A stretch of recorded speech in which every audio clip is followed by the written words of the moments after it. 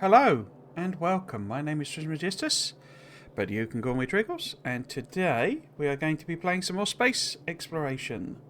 The overhaul mod by Erendel. Is that okay? Yeah, there we go. Cool. I think everything's working. Can be a bit difficult to tell. Yep, that all looks fine. Doot, doot. Right.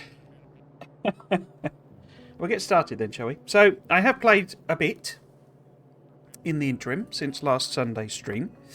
And what I've mostly been doing is setting us up to make green circuits. So, I built a little outpost here that grabs copper.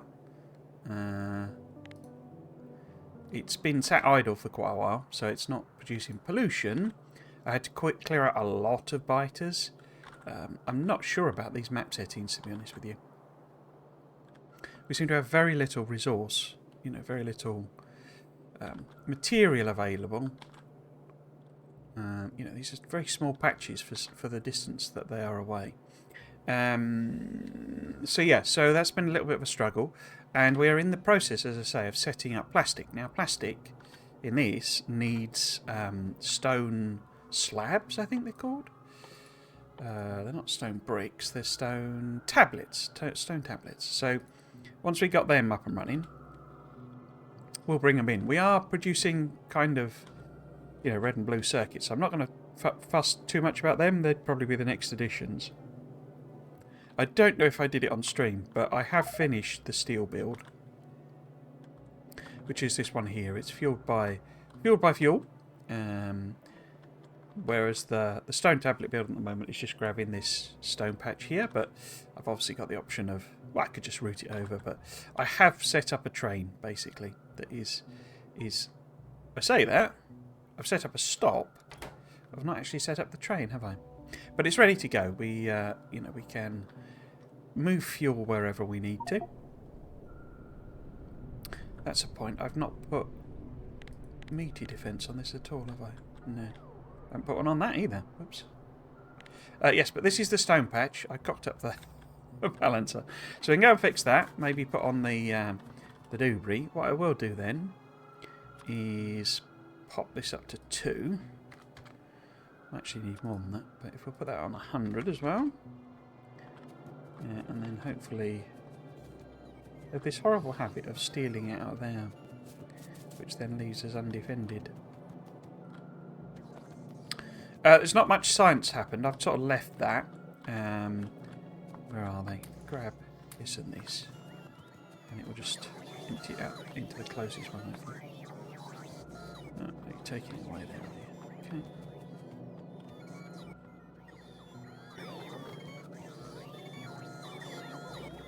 No, decided it's all going in somewhere there. Yes, okay, so let us go and correct that balancer, put in the meaty defence, then we'll finish off. We might need to do another trip because it's a lot of belt, but we'll finish off the stone brick. We'll then need a copper smeltery. I'm wondering about integrating that, to be honest with you, but I think I will do a separate copper smeltery, because then you can kind of just steal the stuff. It would mean a lot more steel furnaces though. We're obviously drowning in steel, which is a good thing. It's always a bit of a pain to produce steel at this sort of stage of the game. Yes, so we messed this up. I say we to imply that you had something to do with it. Yes, so I messed that one up. So this probably needs to be kind of lower down maybe, so it covers everything. It's at risk. Let's see about a box. Oops. Now, I need to set up the new missile defense thing, because that's obviously doesn't require me to, put anything in, close by. It just covers the entire planet.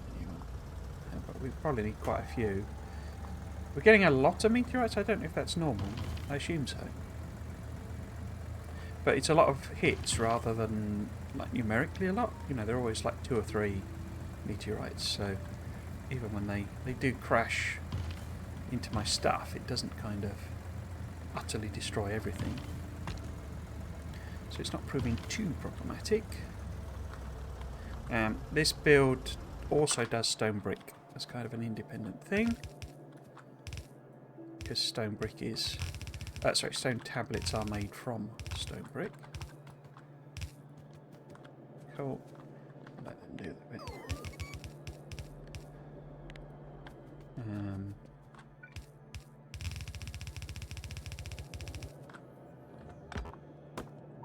Let's see what's going on there.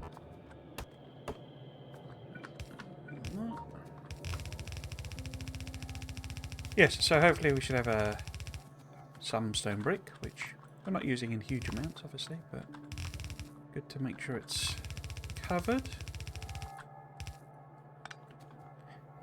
On there, say.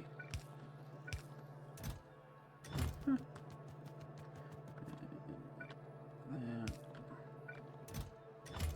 Yep. Why is it not? Oh.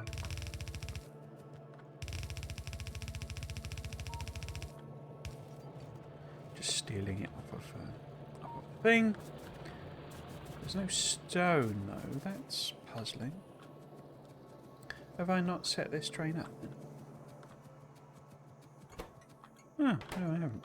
Is there a train sat waiting? There is, okay.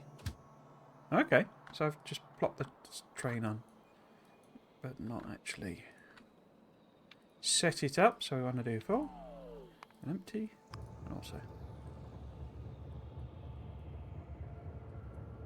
Cool.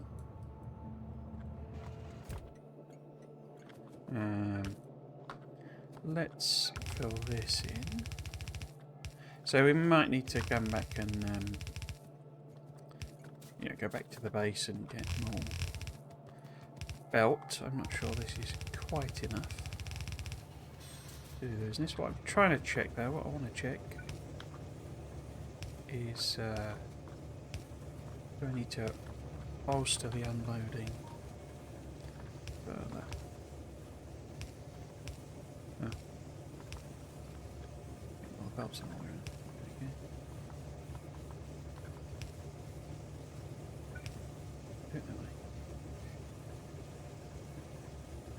So yeah, it's filling the belt, isn't it? If it gets the opportunity, and this idiot doesn't mess up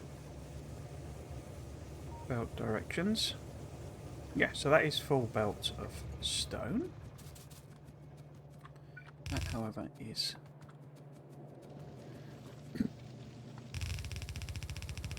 not right. Just going to do these bulk things because that belt's the wrong way around. Yeah, because we've obviously got bots, but not really got the power production to kind of have them do every little job. There's nothing like that. It's the type of thing they're good at then. Fiddly stuff. So yeah, sort of bulk belts and bulk rail I'll just put in myself. So we may need to pop back, get a little top up at some point, but we shall see. It seems weirdly quiet to me. I think it's just because my headphones are not set properly. I'm going to do. Oh, there we go. See, out of belt. So we need to dash back and get some more. Well, we've got 2 bits anyway. What we do, let us pop down at least one of these. A bit there, maybe. Thinking protect the train rather than, than the actual production-y bits, rather than random bits of belt as such.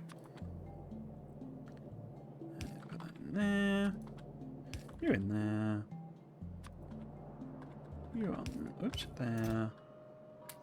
Oops. Do that.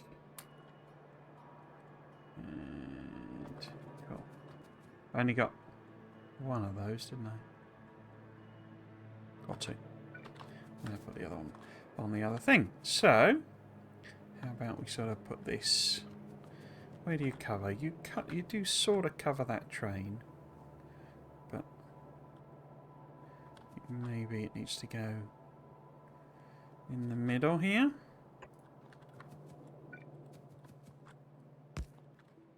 I just more doing it from a point of view which would be the most pain in the bum thing to replace, rather than. I don't suppose I could just hand make one of those. Could I fit it in? Where would they be in weapony things? Yeah, I can. Okay, let's do that. Just so that's done. 'Tis done. Cool. I might just do that.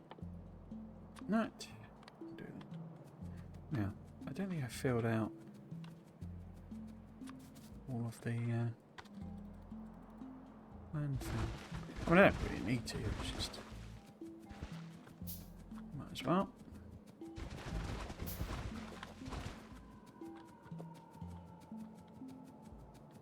Alright. Don't know why that one's marked for distraction, but there you go. Okay, so did we build this? We did. Excellent. I've brought another train. We're not getting any. In fact, we'll run around and we'll turn the bots on because they can do inserts and stuff like that. This is what? This is the stone tablets, isn't it? So this one does need a train, like so. It doesn't have any fuel. Okay. Oh, I put that there. Oh, I guess that's the stone one. Okay, so if you're sort of ready to go, let's see if there's any little fiddly bits that the bots can do with inserters and yeah, there we go. Undergrounds, all that sort of malarkey.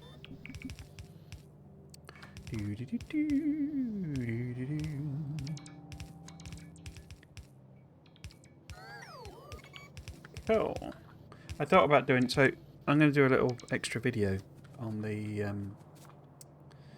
Easter egg that was on the most recent Friday Facts, and I thought about maybe doing it like live recording it on stream.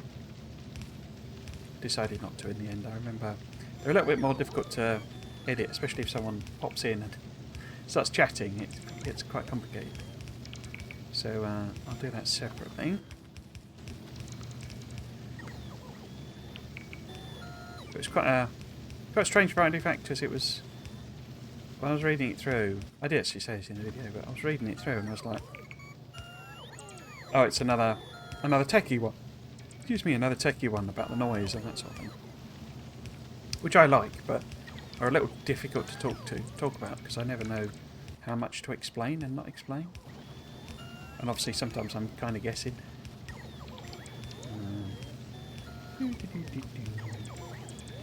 But yeah, in the end it turned into a really good one. It was like... it's a perfect example. There's a meme of... I think we're on around... Everyone's got to call them memes, don't they? We used to call them jokes, but there you go. But yeah, the... I think it's Hal, isn't it? From... what's it called? Malcolm in the Middle. But he's the same actor, Bryan Cranston, who plays. Is in Breaking Bad, but there's a great joke in that, basically, that where he's trying to fix a light bulb, I think, or replace a light bulb, and he ends up doing as he's doing it, he discovers another little job that needs doing. So he does another little job and gets halfway through that little job, and he discovers another little job that he's doing. And gets halfway through that and discovers another little job that he's doing. And basically, that's like a perfect example of Factorio, where you're working on something and then you find something that needs doing, so you switch onto that, and then you find something else that needs doing that you switch onto that, or you find a bottleneck that's preventing you from doing a thing, and you have to fix that. But to fix that bottleneck, you have to do something else, and you get that snowballing effect. And it sounds like the Friday Facts was basically that, where Arundel was like, I'll just fix this thing with missing decoratives. And then that, led to another thing, and that led to another thing, and that led to another thing, and by the end of it, he'd completely rewritten MapGen on Nauvis, basically. So yeah, it's quite amusing from that point of view. But yeah, I was a bit sort of worried about it, that it would be quite techy. It was also, it was a lot of pictures, but it was a lot of stuff. It was about 3 Friday Effects worth, basically. And I got about a third of the way down it and realised I'd been talking for an hour, blathering on. And I was like, oh, this is going to be a long video. And then later on I realised, watching the footage, that there's an Easter egg. And it's like a deliberate one, it's not an accidental one, because a few of them they've left. Can I quickly show you this, maybe? Basically, because what I was doing, just a gag of, like, the Homer thing of bed goes up, bed goes down, from one of the early Simpsons. And basically, can I show you that? Put it on screen capture. This one here, where it's doing the old Junes and new Junes, and I was just doing that as a joke, going back and forth. So it was on screen a lot, and I hadn't actually spotted it when I saw it first time. But down in the bottom here, there's these icons down the bottom left, and so yeah, I saw them while I was doing the edit, so it was too late, really. I could have recorded it, recorded some more, but as I say, with it being an hour-and-a-half video, I was like, well, that's even more to edit. And it had already been, it was like 8 o'clock or something when I spotted it. So I was like, we'll just do an extra bit. So I need to do that. Do I need 200 of these now? Probably not.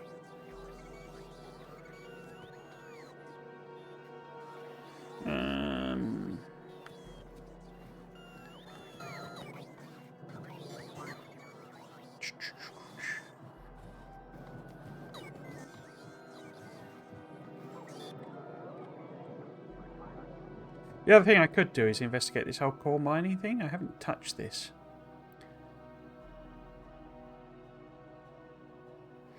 Because I don't really know what it does. It feels a bit like, one of these Bob's Angels and Factorio 2 style things, where it gives you like random probabilities of things. But I say that's just based on a kind of a gut feel for having done a few of these mods now. Right, so we're nearly there with the belts. I'll just go up and see if they can bring them to me. I assume that's saying that because I cancelled the order. Awesome. What you could do is like preemptively get the... I'm wondering about using electric furnaces for the copper. Just as a bit of a variety. So we pop that up to 100 for now.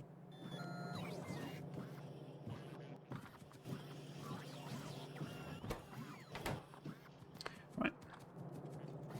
Did they bring them to me?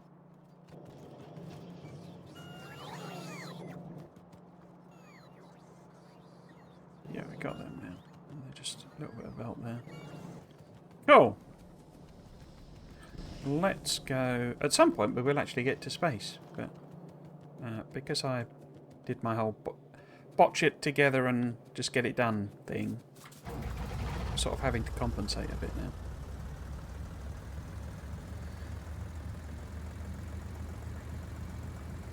I could set another research going. It's been sat idle for quite a while, so it's probably a nice little backlog built up. Not backlog.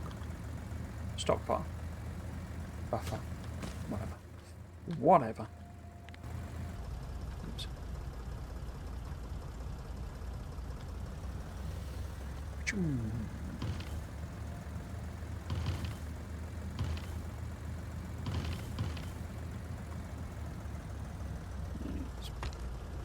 Here. But yeah, I turned the bots off, so again, I'll fill in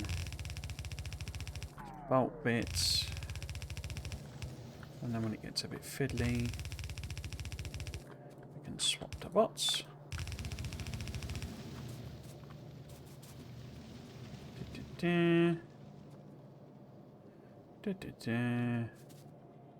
Cool, let's turn them on then.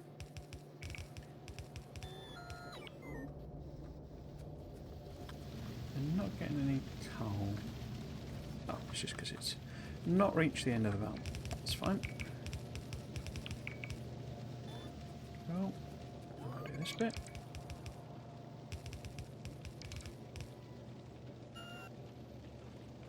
Haven't got a proper... Oh! Hello, Nasena. How are you doing? Welcome to the chat and the stream. Hope you're having a good day. Completely agree with what you said in last Friday Facts video, that you get the feeling of a planet now after the map generation changes instead of just noise.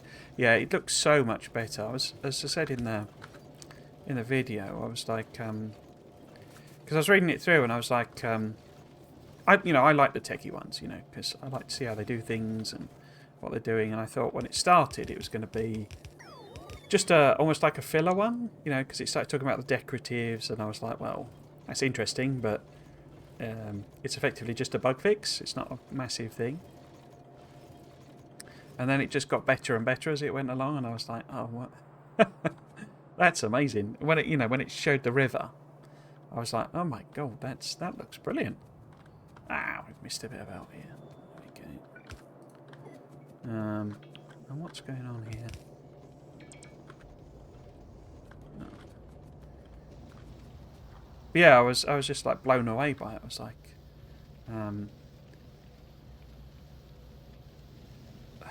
I quite like looking at. It's difficult, a strange thing to say, but quite like looking at maps and stuff like that, because especially we get that, because that's like the classic fractal, like real world fractal thing, if you see what I mean, where it's like coastlines especially are, just like basically just pure fractals, and I always quite like looking at that stuff.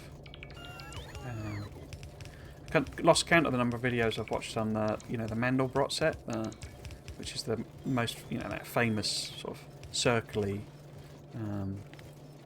fractal that where you zoom in and it's eternally zooming in sort of thing. That would be backwards. But yeah, and I say, so I've something I've sort of seen quite a lot, if you see what I mean. And I was just looking at it going, it looks just like an actual water drainage system in real world. Do I want to boost them up? Yes, maybe, because we might get a proper use for stone brick maybe at some point. This is like a secondary thing. It will do the tablets first, basically. But the tablets are like absolutely pounds amount. There's like 4 for every brick, basically. So it's like, it's a ridiculous amount. Oh, and this definitely needs increasing. Not actually sure why it's yellow inserters on my original blueprint. So, have we capped all the chests? This is the next thing. I think the river thing might be a little bit of a... I don't know how to phrase it. Basically a bit of a... like clickbait in a sense, where it's like... I don't think it actually produces lots of rivers, because Arundel sort of put a couple of screen captures in the Discord, and it seems to be a bit more along the lines of, you know, it can produce that, but it will just be very occasionally. It's not going to produce loads and loads of rivers. Just, you know, just the odd one. But I think that's actually better, because they'd get quite annoying, I think, because they'd become the new cliffs, basically. If there were just rivers absolutely everywhere, you'd be like, well, especially, well, if they're not going to give us road bridges, because you can't walk on water, obviously, in Vanilla. So if we don't get road bridges, then it's like, well, it's actually going to get really annoying if there were rivers everywhere, because you know way across them like a cliff. So I think this is all running. What we don't have is fuel for this one, for some reason. Is this fueled at the other end? No, it isn't, is it? I thought I put that on there. Okay. I guess not.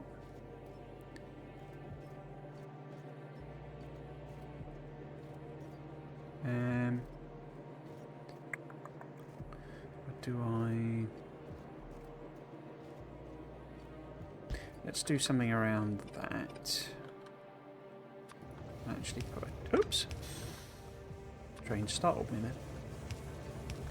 Put an actual chesty on.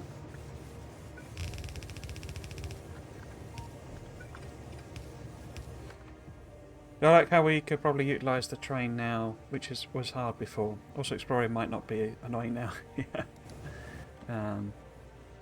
The tree thing, especially, I really like that. That went, you know, I mean, as you could tell from the video, I was like getting more and more excited as it was going on, really. But the paths thing, because you know, he'd clearly ramped up the trees, because the trees were so dense. You know, this was like, it was way even more dense than this. So he clearly ramped that up to make the point, as it were. But it clearly,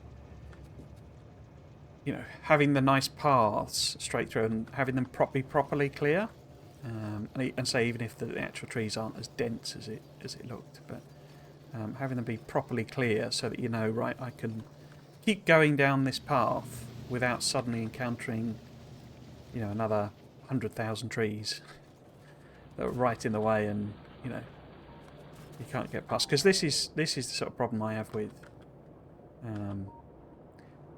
you know, the way it does the trees. You know, like this, it's just this mass of trees, and it's like you sort of run up to it, and you drive up to it, and you're like, up trees, and you come back, and you end up going, you know, way out the way and trying to squeeze through a little gap here, and just having a nice straight path through it that, you know, because of how it now does map gem, is going to be a good path, you know, that you can follow. It's not going to just end in, you know, 2 screens time. It's going to be awesome. And things like, there are a lot of subtle other things that he said, like there's not going to be any green trees in deserts now, which just makes more thematic sense, you know. Right, I think this is all up and running now. So I think we've now got tablets on tap. It'll take it quite a while to saturate, I think, because we're obviously making quite a lot of stuff. But we have stone bricks everywhere. We have... Oh, I have not done station names, so let's do that.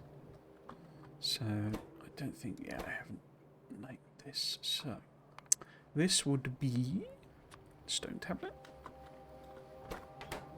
And then this would be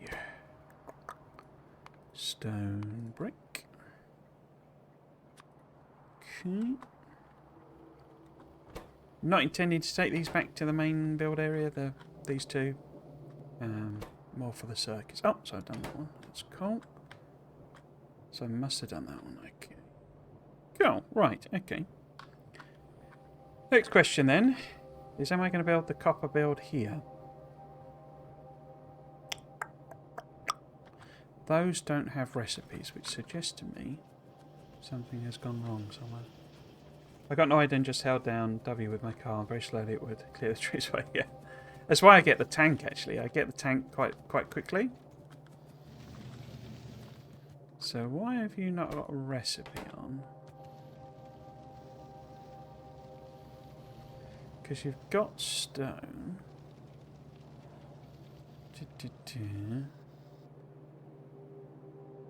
Kind of implies that I've messed something up somewhere because these have all got recipes on. So have I messed up the belts in some way? Because which ones would it be? It'd be that one there. So it's the third one over. Is this not saturated for some reason or anything like that? I can't see anything.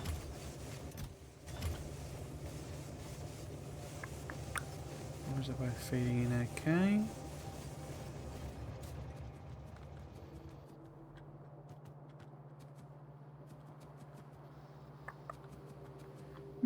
Why have you not got... Have you got fuel? Yeah, it's why I get the tank, basically. I get the tank sort of as soon as I can, because the tank just drives through trees. It does slow it down ever so slightly. But it's basically unnoticeable. It's kind of... I don't think it's... Actually, it's not surprising, is it? Because this is actually built for red belt. I think. Half. No. That would be... Well, that's slightly more, isn't it, than a regular belt? So it should be okay. Why...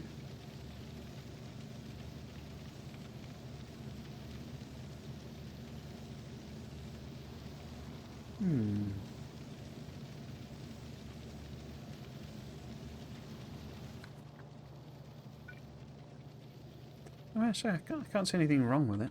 Maybe if I just hand feed in a couple.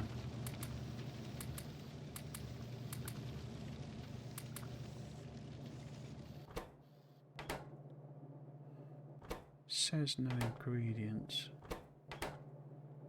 Let's finish one. Okay. I guess there's just not enough stone arriving to really, you know, it's arriving at such a slow speed that it's just not getting down there. Oh well. So eventually it'll saturate. But yes, let us go and get properly topped up on belts again. What else will we need? We've set up the copper mine.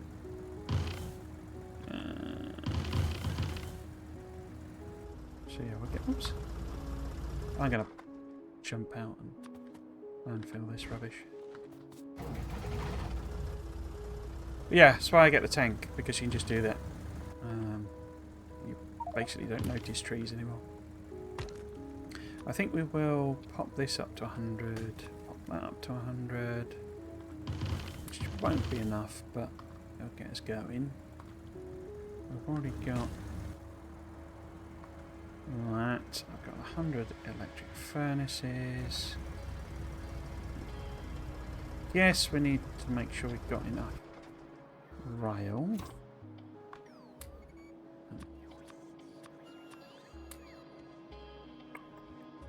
So maybe if I pop that back up to 400, say. Plenty of signals. Got another train. We will need some fuel though.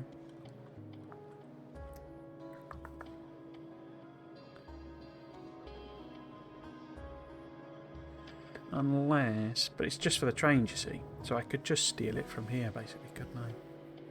For the time being.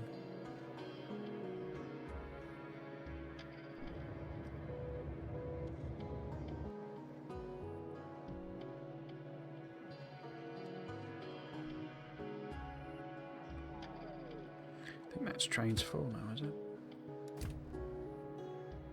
16K, yeah.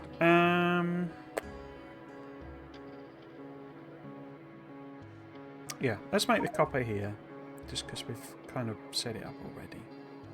There are a few bits of track missing there, aren't they? Because what I'm thinking is if I send it up here and make the green circuits like here, then I've got oil and coal to do plastic, and it's right next door, you know. If I decide I want to just add on some red circuits, how are we doing? We have a bot explosion going on.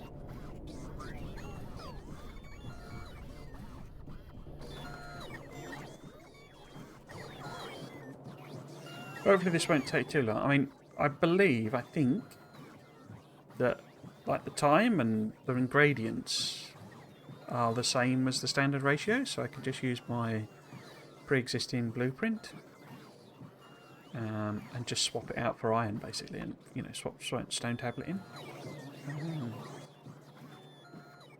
rather than iron. But I don't know for sure, so we'll have to see. Is it worth doing any research?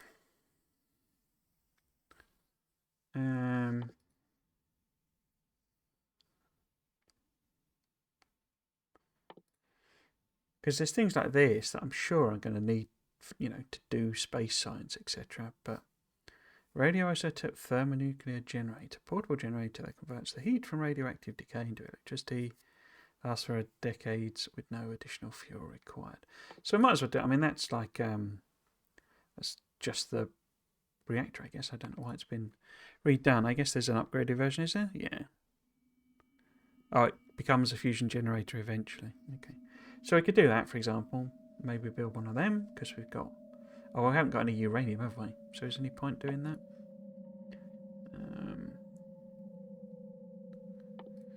Can maybe do the laser. Help out for biter clearance. And it's only 100.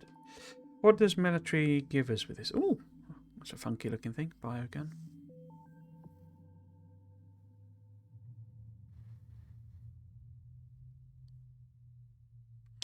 Such as atomic bombs. Wow. That sounds fun. There's quite a few extra. The plague. Wow. Bit on the nose, isn't it? Quite a few extra military things on this. I hadn't realised. But yes, I think the space assembly is probably the other one to queue up.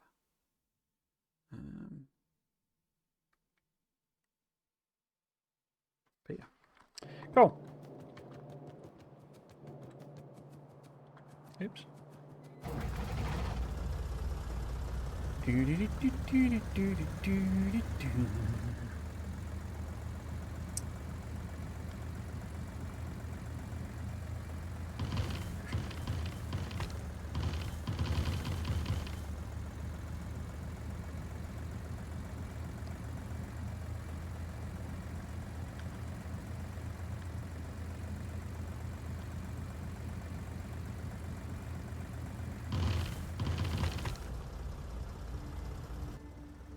I gotta say, I'll be honest.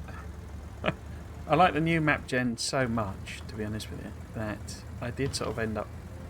I haven't had it too much. Other people described having it more, sort of thing. But I did end up with a sort of that sensation of, well, why am I playing on the old map? You know, why am I playing with the old way of doing things? Why not just wait for the new one? Because it's going to change so much. It's like, I don't know. There's almost, you know, it's almost a literal can't wait, you know, feeling. I think people were saying that September is their kind of estimate of when it'll be around. It'll launch, but I don't know. I'm still not convinced it's coming out this year. So, what do we want to do then? Because we need to drop off iron and copper. And then let's have a look, see how big my blueprint is. How big are you? And where the heck are you? You are there. So, what one is that? Is that yellow belts? Must be. Yeah, that's the yellow belt version. So that produces 2 yellow belts. How big is that? It's not too big, is it? So, that thing has stopped me from playing many times the last month, yeah. I say I'm not sure if I wasn't, you know, streaming basically, that I wouldn't just sort of hold fire. I mean, that's the reason I kind of rushed Bobs and Angels, if I'm honest. I did enjoy them, but and if I'd kind of been playing them with the specific intention of playing them as playing them, I think I would have gone a bit slower. Does it need to be a T-junction, really?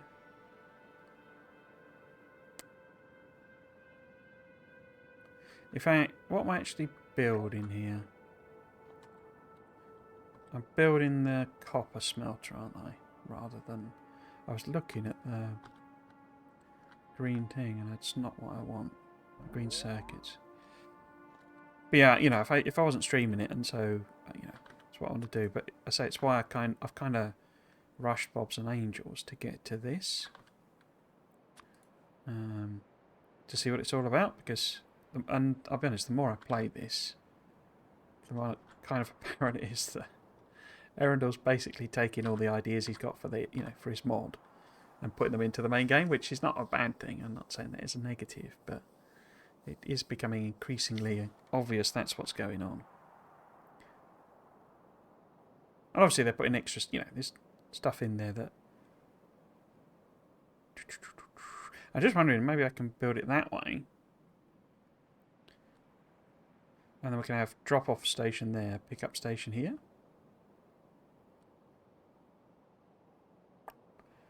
Because there's plenty of room then. Yeah, I think that might work. So it would need to come off here, wouldn't it? So 2, 3, 4, 5, 6. But let's build it backwards. So if we want this to be fully accessible from anywhere, we do need a T-junction. I think we put in a straight to make it further up. Because I was looking through, I mean, one of the things, because when you do this, which one is it? It's not that, is it? But there's even like a big mining drill in this, and it's literally called Big Mining Drill. How do I access it? Again, I always get this mixed up. Is it on this? No. There's one that lets you just pick like every recipe. Is it in the... I think it's when you do a filter one. Is it that? No. Yeah, this has got absolutely everything in it. And there is actually a... There you go. Big mining drill. So it's literally called exactly the same thing. And it has a big area, and a faster mining speed. So it is basically the big mining drill that's gone in. So I'm wondering to what extent, and it's one of the things I'm going to talk about in the video, but we've got these extra machines, and they are like, it's one of the things I've said about the other mods where it just adds 10 layers of chemical plant or whatever, and that's just not all that interesting. But it's like, are these clues? Is that new building, for example, that looks like it's got a pipe on the top? Is it a growth facility, basically, but put into the game proper? It's just starting to feel that some of the things are just basically being copied over, basically. Which to say, I'm not saying as a criticism as such, but it does make me wonder. So, where the heck is the straight? There we go. Pop that on there. Give yourself plenty of room. And then this is the pickup station then. So if I clear this out... I wonder what players of his mod think of the new expansion. Like, how much... Oh, I've done that already. I mean, my understanding of this, it gets very grindy, especially this version, apparently.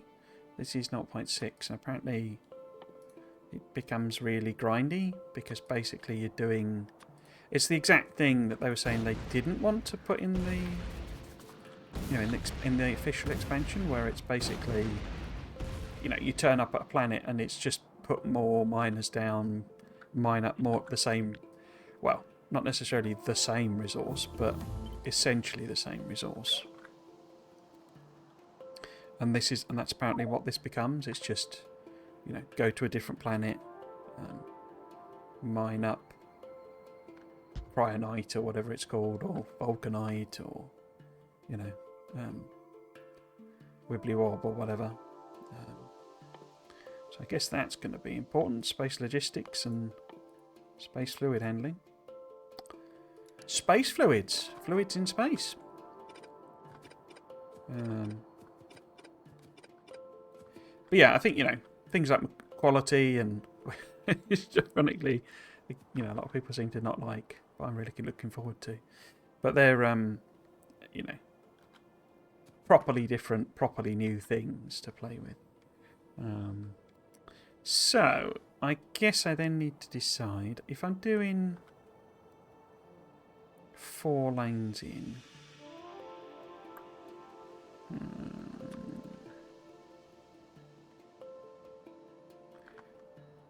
What the loader?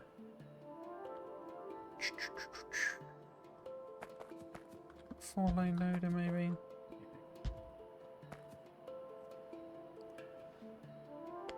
From the announced planets and mechanics, I think it seems they have succeeded in making it different.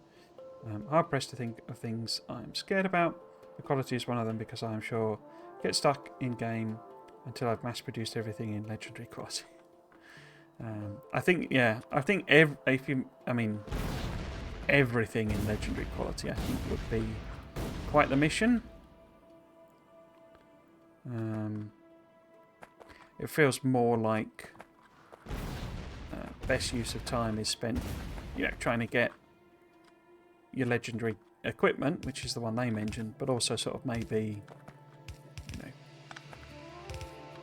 a couple of legendary foundries to make the, you know, the science packs super quick or something like that. But otherwise, just use the normal stuff. So I guess maybe put it at the bottom. Let's see if I can fit a balancer in like this. Gotta have me balancer. Gotta have me balancer. So that would need one of them. But yeah, I think I actually wonder if maybe it almost gives another type of mega base. You know, you could have a mega base that does, you know, X thousand quality or X hundred or whatever the practical scale is per minute, rather than just science, as it were. Although apparently there is quality science, but it works slightly differently to how you might think. It gives more sciences per craft, effectively, or something.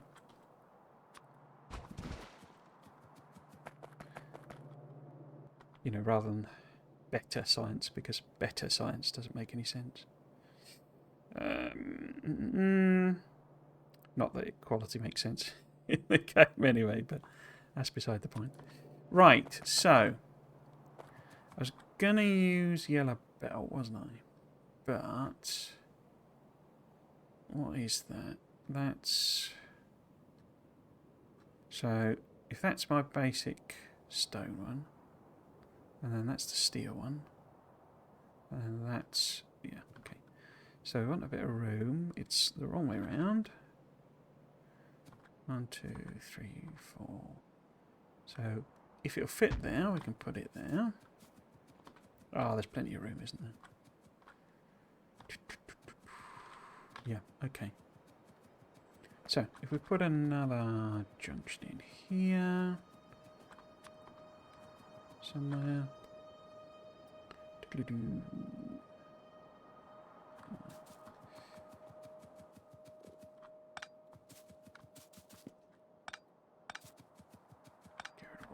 So it's a proper junction.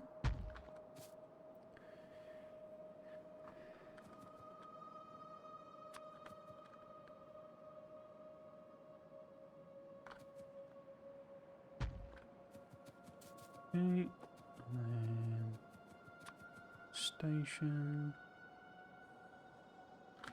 Like that. Billy Bob. So if I kinda... yeah, we'll do exactly the same thing, I think. If we get... nope. An unloader.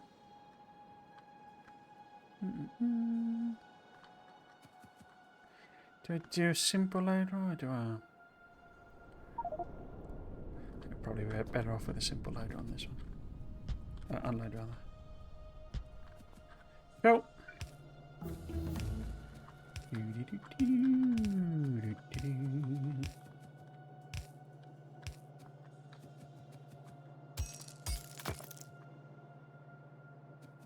So why is that not lined up then? Why down there? Oh, I guess it's just because it's coming at a different point, basically. So if that's that on there. Well, that is like, yeah, that is lined up. Just looks weird. Okay, cool.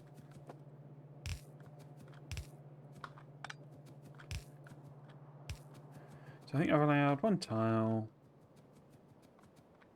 And then there's the bring it together. Okay. So, that.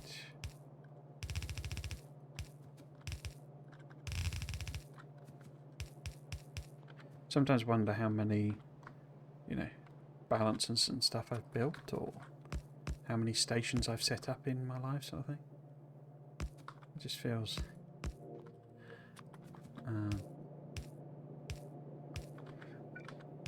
like it would be a very large number.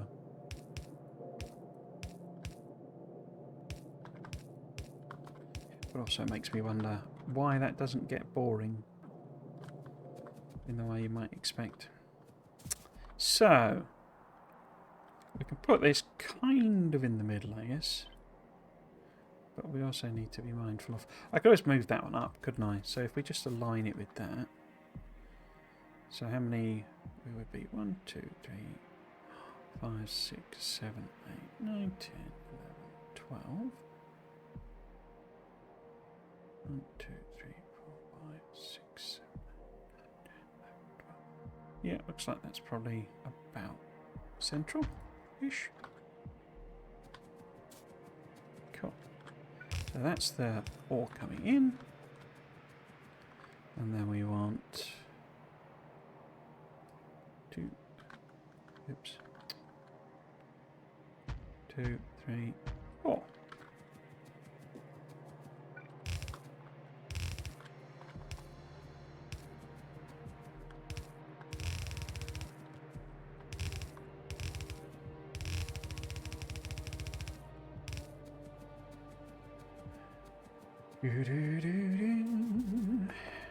Okay. I could just literally... excuse me. Move this up one tile, couldn't I? I guess they connect... like that. Now if I'd moved the belt... I've done it at the end. Okay. Oops.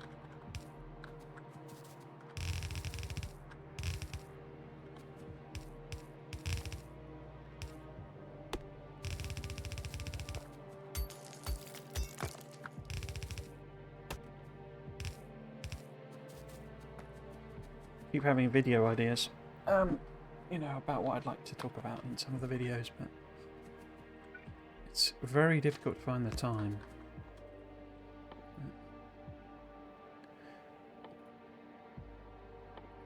Certainly at the moment, I've got even more time off over Easter now because I had to work 20 hours last weekend.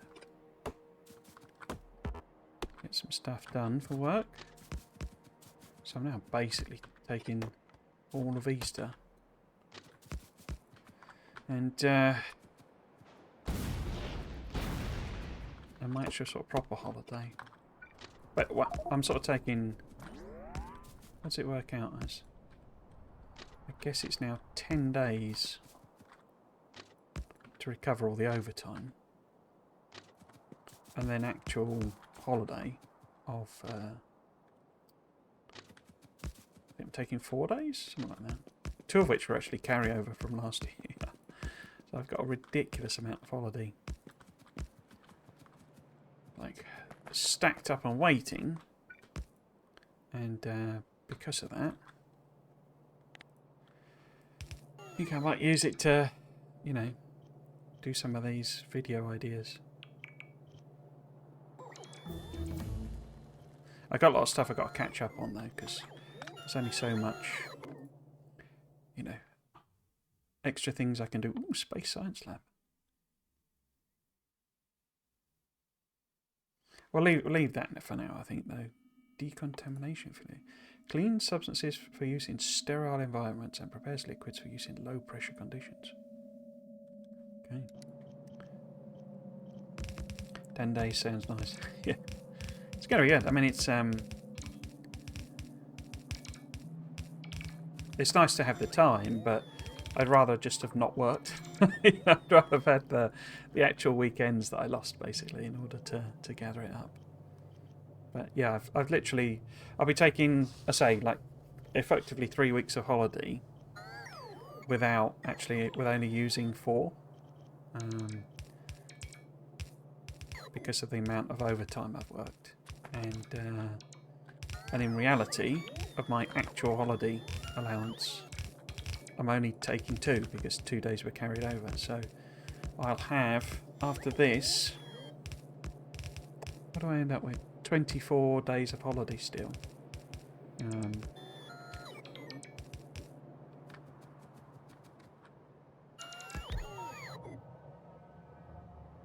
No, I always take I'm a spring and autumn holiday taker, basically, so...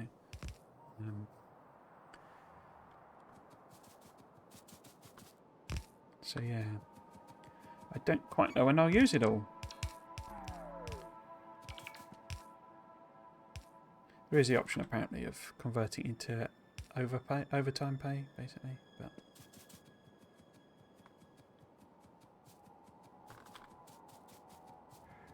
Much rather have the time back, you know?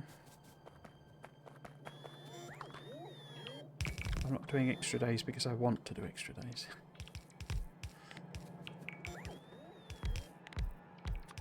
Right, so what we actually want to do here is downgrade this. Oh, no. Downgrade this. Will that be everything we want to do? Yeah, we don't need... Yeah, that's all the stuff. Cool. How many furnaces did we end up with then? It must be more than I've got. Yeah, it's close to 200, isn't it? Will it have made 100 electric furnaces? I very much doubt it, but we can have a sneaky peeky at what we've got. We've got 50, but that looks like the chest is capped. That's annoying. I wonder if I can use remoteness to fix that. Yeah.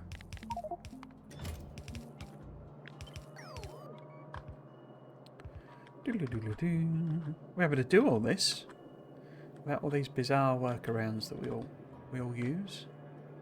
Just be able to edit the chest remotely. There we go. So hopefully they'll make some more. We're going to be well short on modules though, aren't we? How much are they? In fact, these will be level 2 modules, won't they? Because of what it is. So we need to convert to... Oh, look at all the modules. I noticed this thing where you can't overlap them in this game, which sounds like an interesting, different challenge.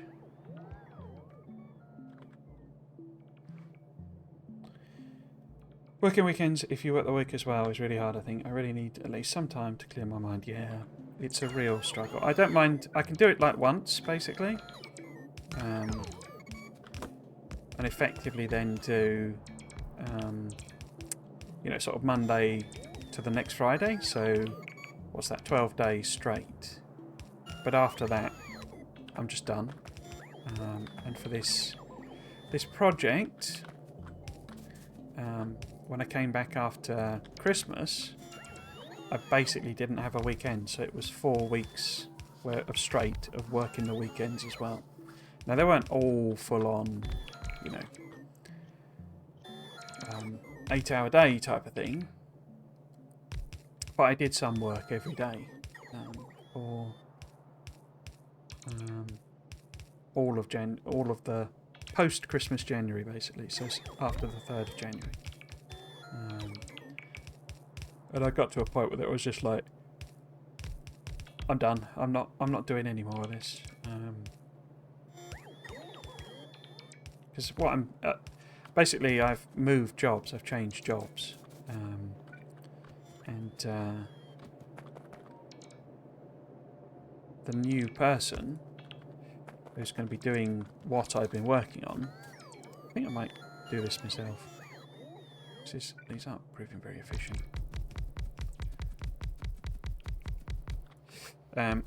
They weren't actually starting till a week after I moved job, and of course, it's a horrendously complicated project. It's just the nature of what it is. So there's this idea of a transition period, but I don't know. They've not. There were some circumstantial things, you know, that would have made it difficult for anyone to kind of pick it up, but they've not really stepped up, you know. And, so I've been having to cover things that I shouldn't have been having to cover. I didn't mind doing like the technical side of it, as in this is what the project is doing, and this is the technical decision that needs to be made for this part, and that was all fine. But I'm still doing the project management. And I say, I just got to a point where it's like, why am I thrashing myself to death for a project that I have explicitly stated, as well as, you know, feeling that I don't want to have anything to do with, you know? I'm not doing...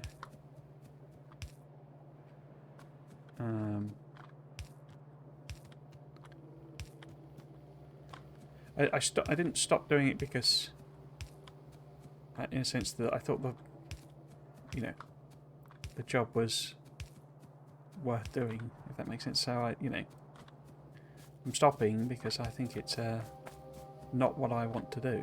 So why would I continue doing it, basically? We've completely run out of battery power. Is it programming or some other engineering work? So, it's programming related. I'm effectively, or sort of the job was leading the project. So it's a bit like being a product owner in software terms. The project itself was developing a model, you know, software model. But it was also running trials, basically, in order to gather the data for that model. So it was a lot more besides just, you know, developing the model. I've not done hands-on coding in years. I really miss it, to be honest with you. But I kind of realised... Oh no, I didn't realise. I'm not really I'm a software developer by... accident, in a sense. I sort of ended up doing it, if you see what I mean. Not that I didn't massively enjoy it, but I'm not a trained software engineer or anything like that. But then, you know, there's always that thing, particularly with software, where It's like hands-on experience is kind of really valuable, you know, rather than doing the course, as it were. But I never felt... How can I put it? More of a hands-on person anyway, so it was always more for me having the projects to do, and they just happened to be software projects, if you see what I mean. You know, happen to develop a model or a tool or something like that.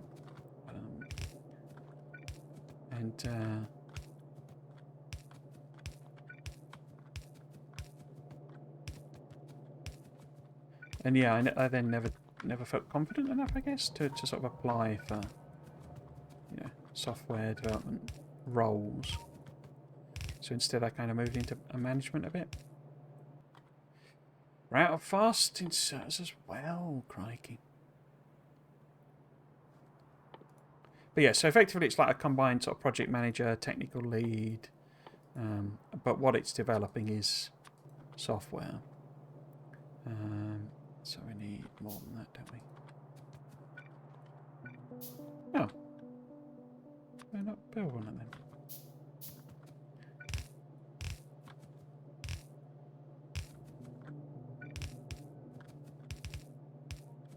I won't get into it, but the real problem of it's been more like politics.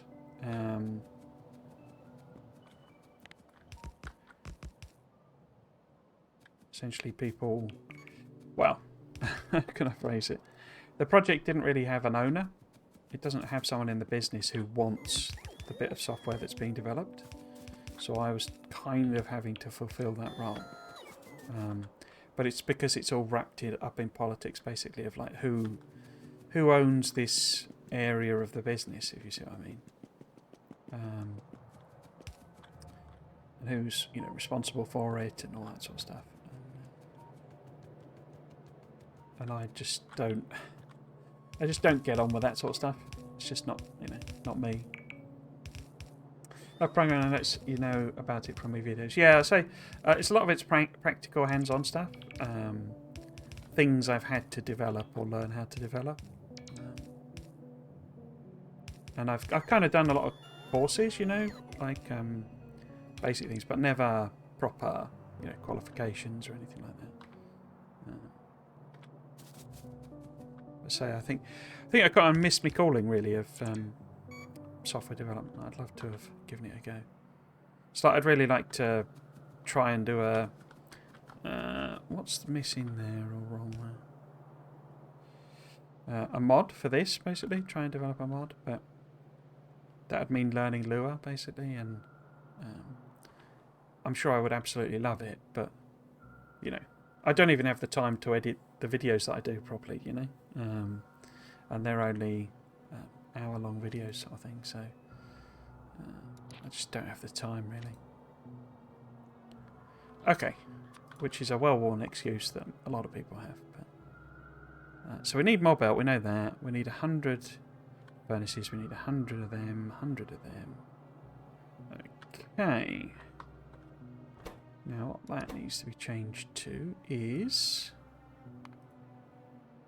unload. And then we need to find the copper train, which has been patiently sat here for absolutely ages. And go full. Empty. Water. Except that might not have been a good idea because there's no fuel. But we'll stop it up here. And then we'll sort some fuel out. I mean, it's set off, so it must be able to get here. There we go. Pop it on menu. Okay, so we need to set fuel up. But we need belts for that, so that's fine. And did we put the train in over here? No, we didn't, did we?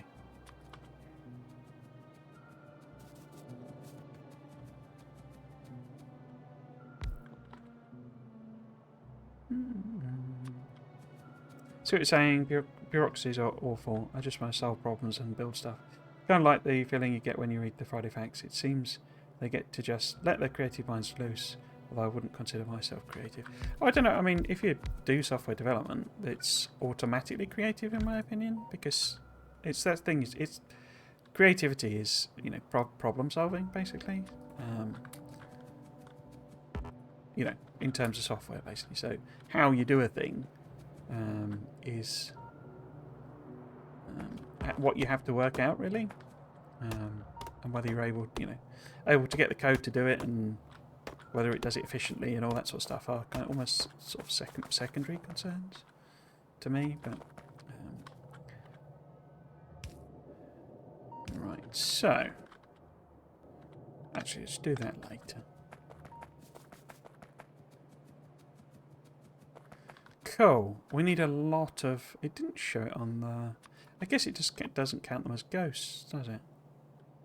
But yeah, we need a lot of prod modules, which I didn't add on extra things for, did I? Let's pop it on 200. Let's pop in the tank. Did I not? Should probably have a second train, shouldn't it, really? It still seems to be trying to fill it up, basically.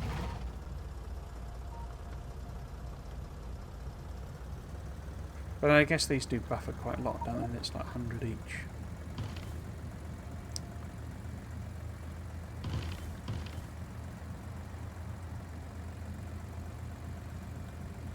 Yeah, I'll be honest, I'm not even sure. There was bureaucracy to it.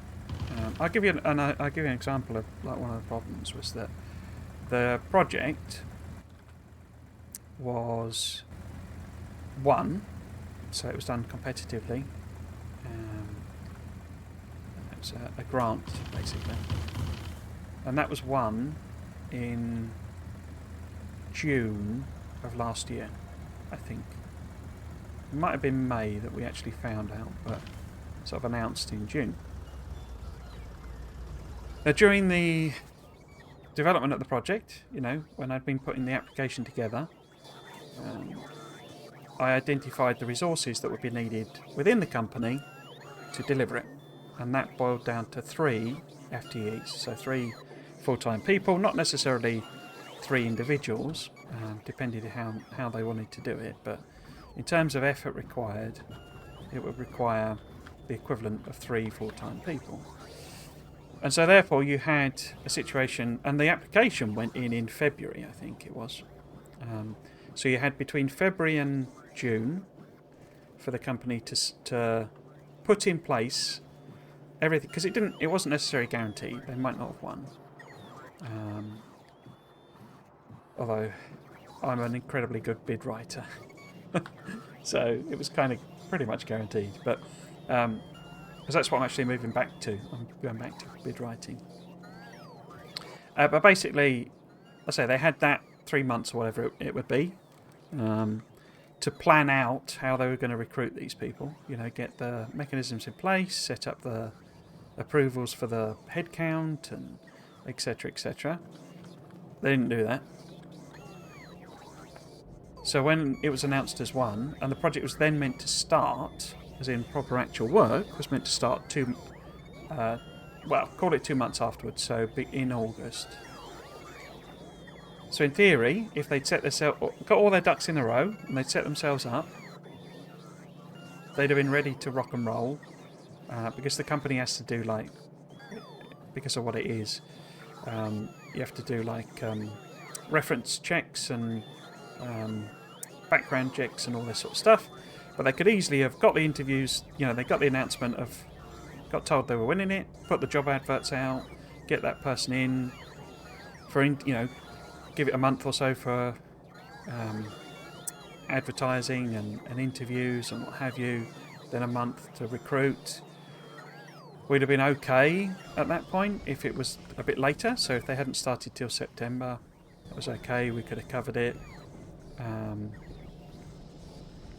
But they didn't do all that. And what happened instead is they were incredibly slow. So it took months, because they hadn't set themselves up. They had to do everything from scratch, basically.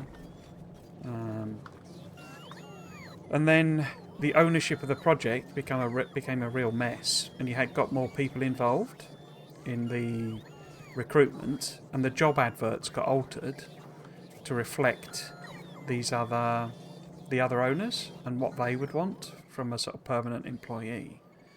And it meant that basically no one applied.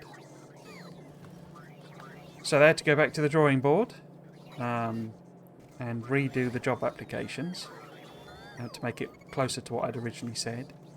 And then when the people were interviewed, what happened was these people who were supposedly owning the project now poached the people who applied. So they basically said to them, well, you could have that job that you applied for, or you could have this other job. We're going to pay you more if you have this other job. And so they went with that other job. So although they found people, these owners of the project screwed it over, basically. And so they ended up doing 4 rounds of recruitment to find the people. And they literally only started... in the meantime, of course, there was other politics going on with between the different partners and messing about, basically, as I would phrase it. And have we got everything? How many furnaces did we end up with? We've only got 113 modules, but we have got 100 furnaces. Okay. But that meant the whole project was delayed, which in a sense was a good thing, because this messing about with the employment didn't have quite as big an impact. Say the project was meant to start in August and actually started in December because I was forced to make it start, even though it was incredibly unwise because they hadn't recruited these people. But no, it had to start. And that's why I worked 10 days of overtime, or have worked 10 days of overtime, because they didn't put the people in place due to politics and admin and bureaucracy and all of this nonsense.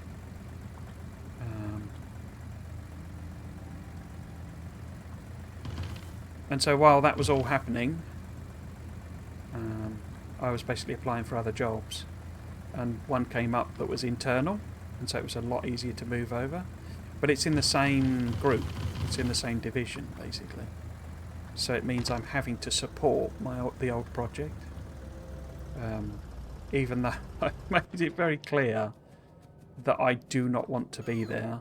I am objecting, essentially, to my having to support the project, to the extent that at the moment I'd almost describe myself as a toxic influence, because I'm actively, I don't know about doing a bad job, but not properly supporting it because I object to being forced to do it still. Simply because they couldn't, get themselves organised and sorted out. And it seems to be, it's a bit of a pattern that at the company, unfortunately, of and this project and other work I've done where it's like,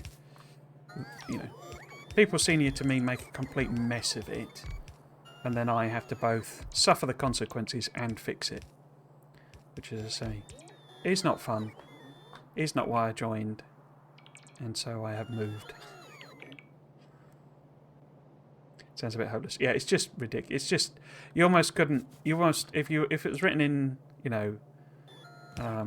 one of these sitcoms, The Office or something, you'd be like, no, this is stretching the realms of credibility. This clearly isn't, anything that would actually happen in real life. Because it's just dumb.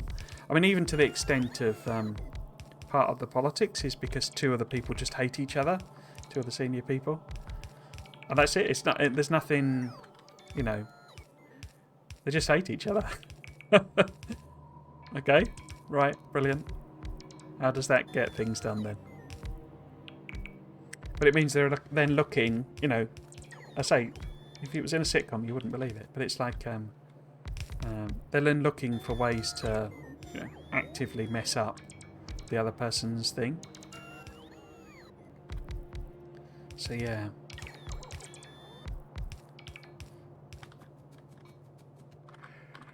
I'm sure when I've properly started my new job, I will look back on it and laugh.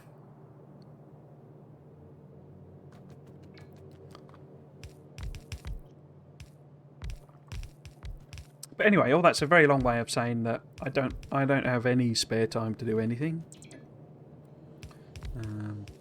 which is just very frustrating. Right, so we're still short by a few of the old inserters, aren't we? So we've got 1 and 7, so that's C then. One of those. 1, 2, 3, 4, 5, 6, 7. Okay, I think we're there then. Let's go and stick these bits in. Doop, doop, doop, doop. So that's that bit. We then need to fuel these trains.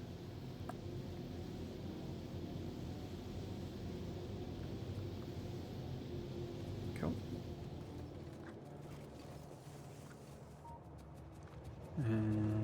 Let's do that. Oh. Is that not a... Huh. That's annoying. Let's just turn it to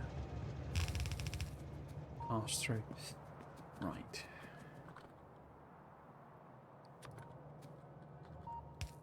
Gonna need some more of them then, I'll take. 1, 2, 3, 4, 5, 6, 7, 8. I'm glad our company is a very small one. Things are smooth and easy because we have no choice but to be efficient and care about getting things done. My last job was a big company. It was my first job and I was shocked how inefficient and how incompetent many were. Yeah, don't get me started on that one. This is, I mean, it's not a big company, this. It's a lot, it's, well, I say that. It is and it isn't because it's part of a group, basically.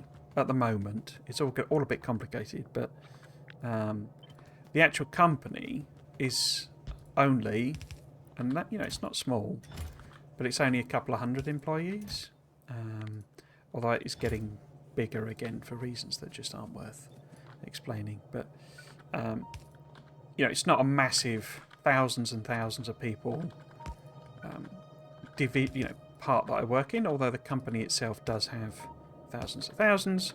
We're a, you know, a separate sort of independent entity, basically. But one of the things I said while I was interviewing, because I've never worked at a big, I mean, I used to do, I say, when I did software dev, that was essentially like as a consultant, so as a subcontractor. So I worked for a tiny company, literally, you know, 10 people type company. I should probably move that down then, if I do have to put beacons in at some point. You know, so my company was, you know, that I worked for was tiny, but you know, the companies I contracted at were big, and so I got to see, you know, that type of thing without actually, you know, I got to see that I was going to hate all that bureaucracy and rubbish without having to suffer it as such. And so when I interviewed for this company, and there's a lot of it, it's about, you know, like perspective, isn't it? You know, what I think is a bureaucratic mess, as it were, other people would be like, nah, that's, you know, that's nothing, you know. Is that low enough down? That's not low enough down, so do it there instead. Because one of the things I literally asked is how bureaucratic, how, you know, how much form filling was there and that sort of thing. And the reply I got was, oh no, it's, you know, it's quite good from that point of view. There's not much form filling at all. and then obviously I get there, and it's just so much bureaucracy and so much crap like that I I suppose it's wrong to say I felt like I was lied to, but again, it's the perspective thing, because when I think about it, the person who was interviewing me worked for the government, basically. Again, a bit complicated to sort of explain, but yeah. So their perspective was coming from one where everything was bureaucracy and it's just insanely complicated. Form filling and all this sort of stuff. But for me, like you're saying, a small, agile, tiny, agile, just get it done, that's what matters type of company. This is just insanely, that way. But I say, from her point of view, it was virtually non-existent because of what she was used to. But yeah, I think the thing, however, that's most annoyed me from that point of view is the company claims to be agile. It uses all this, but it's clearly from it's that sort of, they've seen agile is what everybody does, so they're saying they're agile, and it is literally the opposite of agile. Every there is no devolved decision making whatsoever. And that's where I got into trouble, because that's what I was doing. I was just making decisions. Get it done. And I say, every decision has to be passed through 15 committees, and there's 30 people copied in on emails, and it's just nonsense to me. Don't pretend you're agile if actually, let's say, you're the opposite of agile. Okay, so that gets us copper. Quite like that build, actually. We have 1 million. In fact, I didn't put all of these inserters in, did I? 1 million modules needed, and I didn't alter the limit on the testicles, did I? No, I did not. So let's just quickly do that before I forget. Boop. So we're going to make this up there. Make that up there as well. Do that. Cool.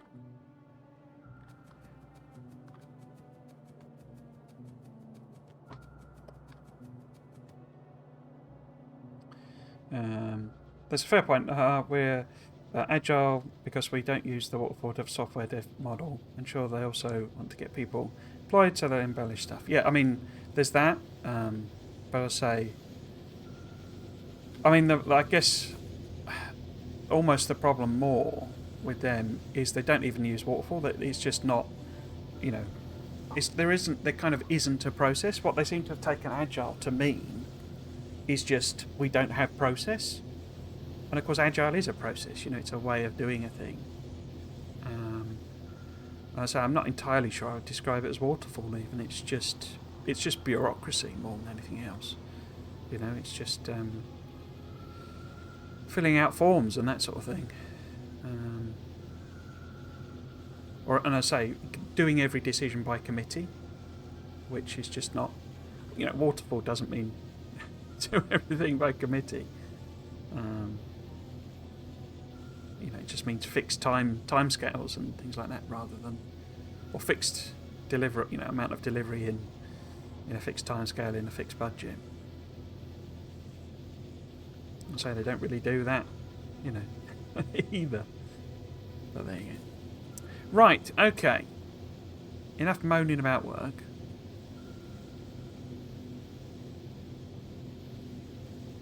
I was just wondering, actually, it would have been better if it was the other way around, wouldn't it? If this was poking out like the bottom, probably be better. because then I'm not just using that. I'd be using this space and not occupying that. So I like it, but note for future. Okay, let's head back to base, get ourselves restocked, and then we'll look at getting the actual green circuit build.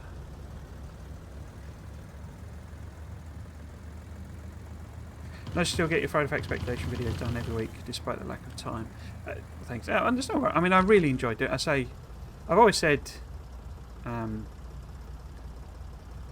kind of wouldn't be a content creator. I don't think I could, stomach that type of life, really. And not least of all because you have to be, producing things. Particular schedules and stuff like that. And the great thing with the Friday Facts videos is I can just dribble on for a couple of hours, record it, do a bit of editing. It's the editing that takes the time. And the editing I do is so simple, but it's just chopping out, where I go a lot. And for some reason, seems to be something I just say all the time. But there's also bits where I realise in the edit I've said something stupid, so I just kind of clear it out. Oh, tidy it up rather. I wonder why we have a random belt here.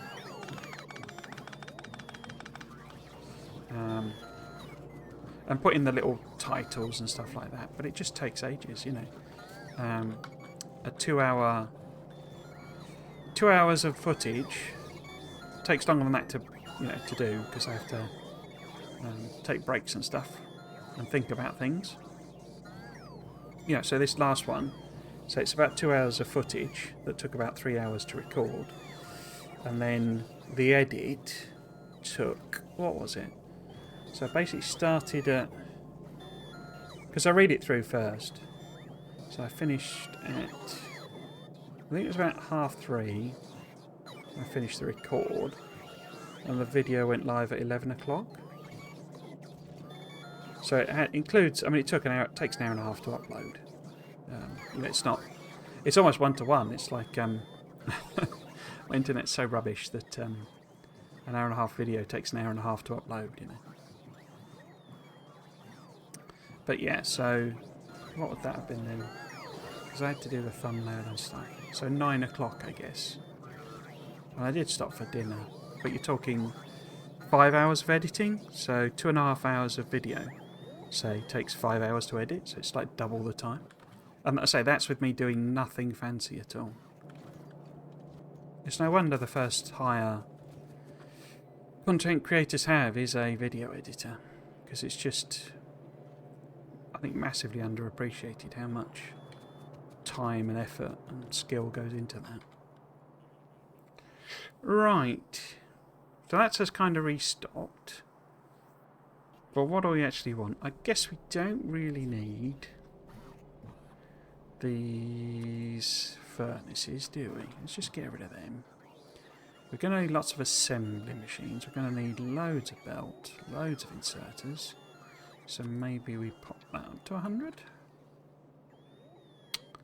We've got rail, is that enough?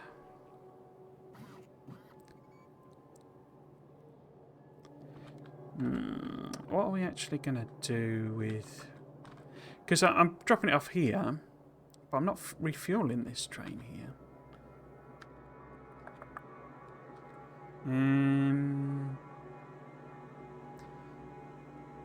I mean, I was thinking of tapping that coal so we could make plastic, for reds anyway.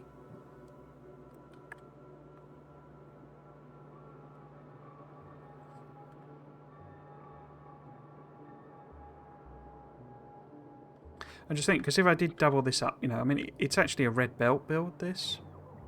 So it's like, that's why it's only half using, the furnaces, basically. But if I did end up, doubling it, so we have 8 lanes of copper, then it would easily fit in there. I would have room to stack trains, or a train at least, there. So do I literally just build the green circuits here, and we can steal coal from there? I think that's probably easiest.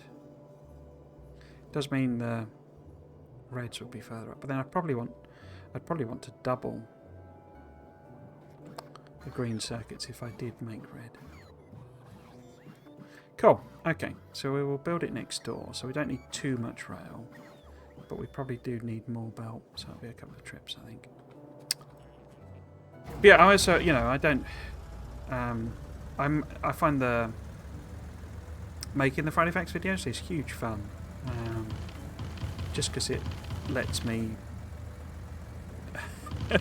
go to do the thing I always enjoy, which is just, you know, going off on flights of fancy and flights of fantasy rather. Just coming up with mad ideas.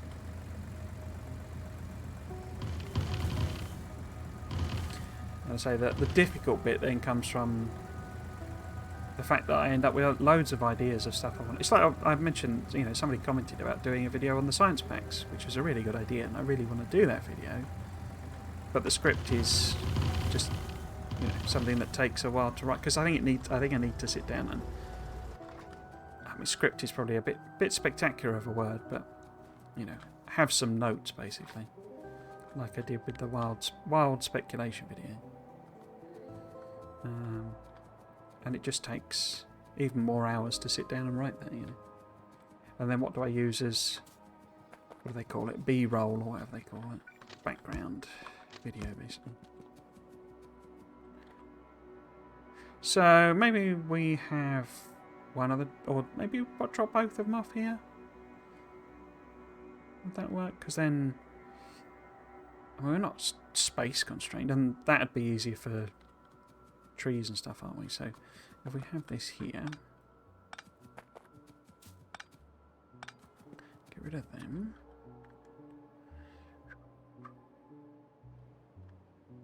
Am I going? Where am I going? T-junction? The other thing I'm very aware of, I will be honest, is that once the expansion is out, I don't know, because I mean, thankfully, some of you do watch, I mean, like, you know, You're Here Now sort of thing, and Anna and a few people do pop by on the actual live streams, but I'm not really a very good live streamer, let's be frank. Again, I do it because I almost do this nowadays. You know, the idea came because basically my friends were saying we were playing some multiplayer over COVID lockdowns, and they basically noticed that I talk to myself when I'm playing, and they were like, "You should do live streaming then." You know, it's a joke really, and I was like, "Oh yeah, give it a go." Not doing anything else, and yeah, I do really enjoy doing it, but it's more like an excuse now to play, basically, because you know, it just means that there are 6 hours each weekend when I will definitely be playing Factorio or any other game. So it's sort of a fixed thing that enables me to do that, you see. That's almost its kind of main reason for still doing it, really. So I wonder if I go. But yeah, so a few people do watch the VODs, but literally a handful. So my audience really is just the Friday Facts, and of course they're going to end. End of this year, one would expect. There aren't going to be any more. So what am I going to make videos on then?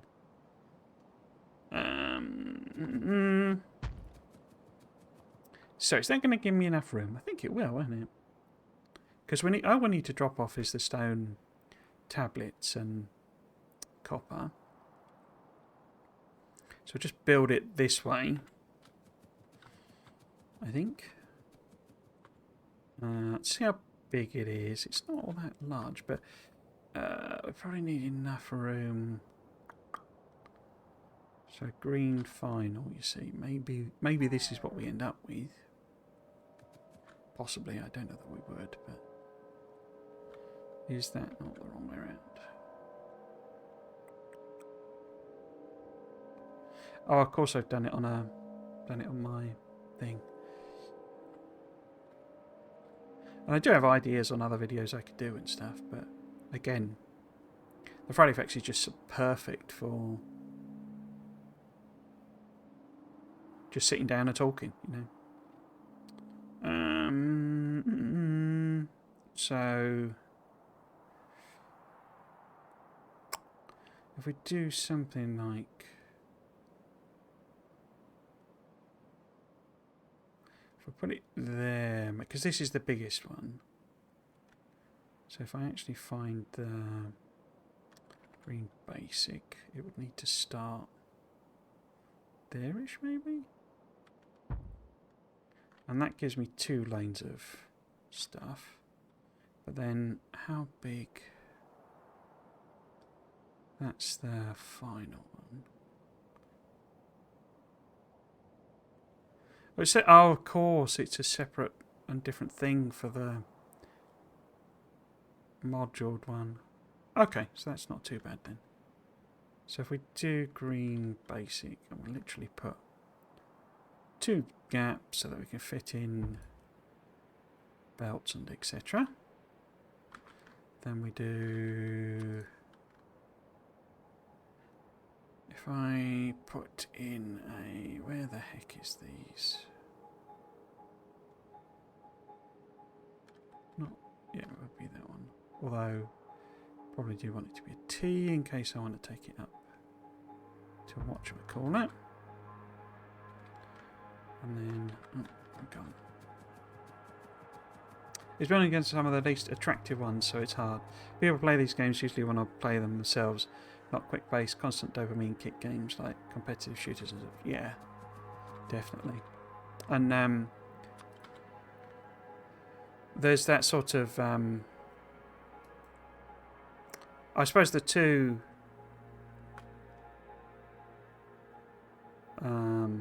should we say benchmarks, as it were, are sort of Nilhaus, and he does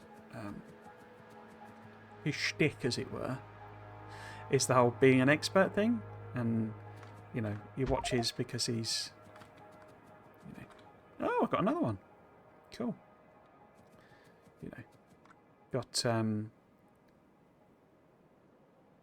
yes, this probably needs moving down a bit. I think that's probably the right sort of room. So you can, you know, take different views on whether he really is an expert. But, you know, a lot of his videos, particularly the Factorio ones, are, you know, this is how to play, this is how to do this, this is how to do that. And he does present it in a very authoritative way. And then someone like Exterminator, it's a bit more freeform and open, I guess, but also doesn't tend to do that many. So, you know, he does things like the mod spotlight, isn't it, and stuff like that. So it's a different sort of vibe to it, really. So 1, 2, 3, 4, 5, 6, 7, 8. Okay.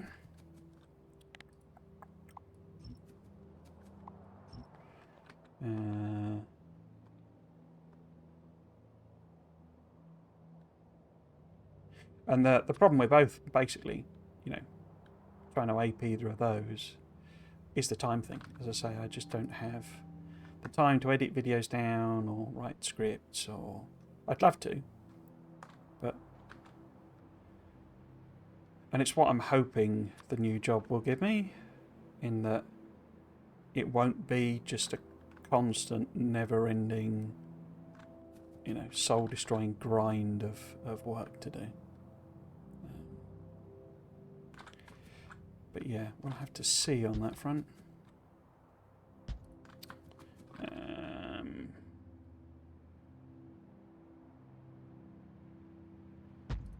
going to go mad with this one. And we will do... I'm wondering about actually putting an actual stacking in, so that we do have the capacity. The capacity.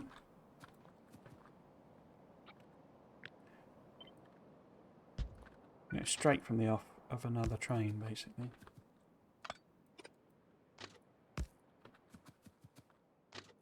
Or Dosh, Dosh is another good example.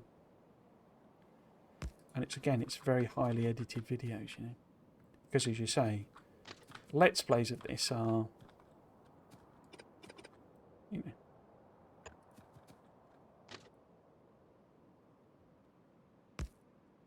don't come with the flashy visuals and stuff like that. Which is fine, it's not why I play them. Will a second train fit in there? Let's see if I've got one. So if we were talking, moving that to say there and there. So imagine that's there.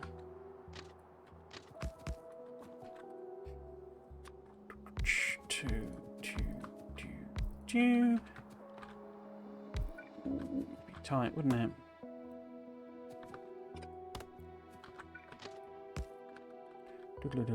So if that was, oops, what leg have I picked up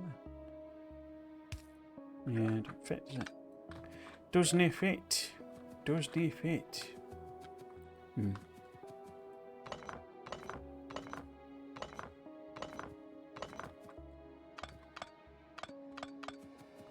which case, oh dear, that's there. Let's go more like. Oh. So no, we're not going to put in a second stacked one because it doesn't really work. Okay, we can set up 2 trains though. That's not. It will support that, I think.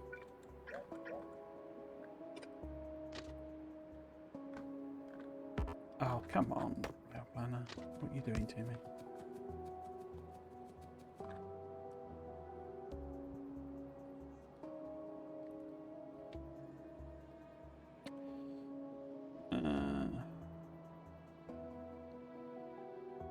I've seen some programming streams, but they're the most boring things I've ever watched, and I love programming. Yeah, it's there's a real art to teaching, I would say, that and like engaging teaching and that it's one of those skill sets. It's like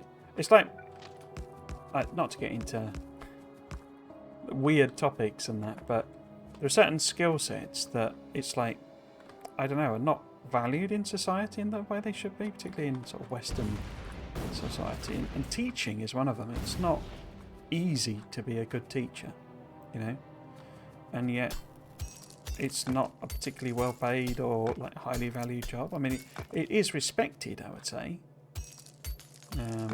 but when you look at the salaries it commands, it's like we don't pay these people for what they can actually deliver. Another one would be something like nursing, where it's like, they're not badly paid actually when you really look at the numbers, but when you think about the skill set, I mean, I couldn't, look after someone basically in that way.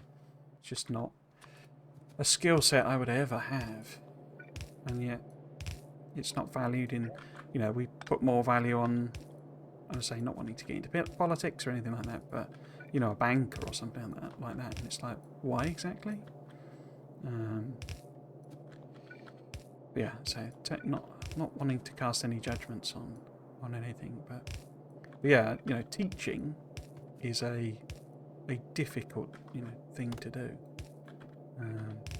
So any kind of tutorial or anything that you watch, if it's good and entertaining, and as you say, especially on quite a dry subject like programming or something like that, it's incredibly difficult to get it right, basically. You described it way better than I would. I've watched some of the videos, his videos a long while back. I assume that's Neil House, but I just like the my way or the highway attitude. Yeah. I don't actually. I enjoy his stuff. I'm not gonna sit here and criticise him or anything like that. He's done well. But yeah, it is a bit sort of like it's like he was saying. I thought he would actually react differently. The whole Volgora thing, where it's it's kind of designed to force you to do small spaghetti-ish type builds, And I thought he would react, because he's basically, his comment he made on his video was, it's a planet designed to destroy city blocks. And I thought he'd be like, because he kind of threw a bit of a tantrum on one of the other ones. So that's being harsh, but I thought it's similar sort of reaction of, well, why are they doing this? But he seemed to be quite interested in overcoming the challenge, as it were. But there is also a thing anyway that, I don't think you might have heard the expression that players will optimise the fun out of any game, basically, because you do get that this is the best strategy type of thing happens. And because it is all of it's really just numbers, the graphics are just hiding numbers type of thing. You can make good arguments that there are optimum ways of doing things, but equally I say a game like this, unless you really are into the whole mega base territory, it really is, you can just play it however you want to, So, I say, when watching something that's saying this is how you must do it is can be a little bit galling's not quite the word, is it? But it's a bit sort of like, well, that's one way of doing it. It's not the definitive must be done type of way. Why did I do that? What I want to do. So I'm thinking this is the stone brick. So that's there. And then that'll be the copper. That one.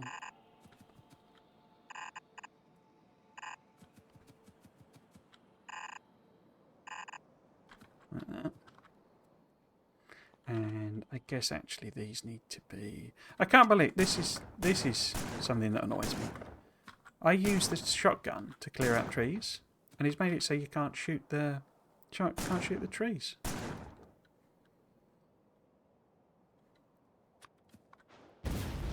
Should get cancelled for that. That's just like inhuman.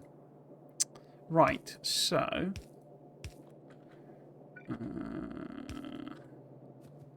would that be best coming across there? In fact, probably wouldn't be, would it?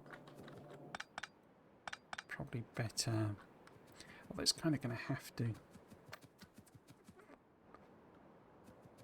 because I guess this is the most important thing to position correctly. These need to be on the other side, really. Boop.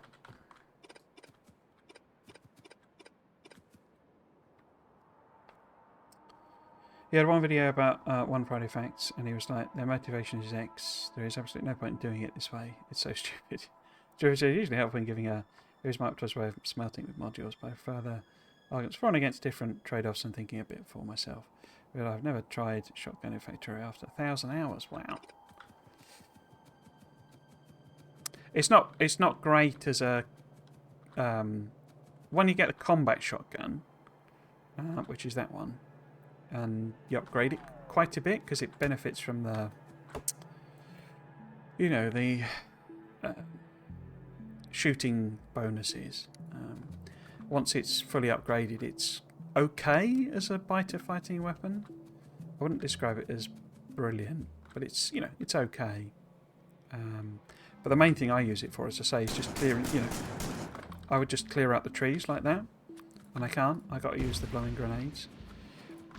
Which, like, if he's removed it because, I mean, maybe it's come from the AI mod or something like that. But, if it's meant to be more realistic, because you can't really just shoot a tree down with a shotgun. You can't really destroy a tree with a grenade either. So, but yeah, whatever.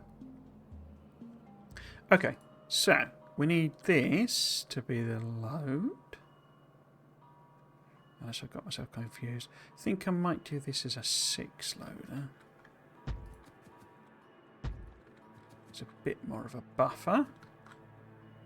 And so we would need that to be... Oops. Right, that I guess. Oop.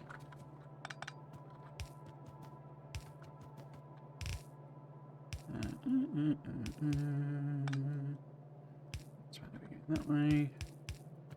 So, we need a balancer here. Oops. I think I've mixed up all my balance, haven't I? Done them different ways in different places. What am I doing? That one, that one,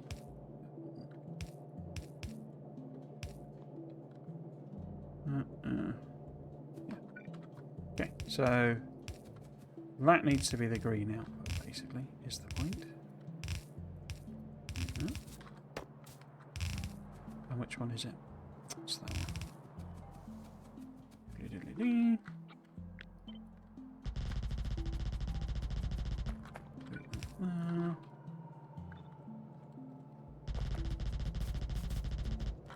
So cool. And I can always punt that up. In fact, should I punt it up?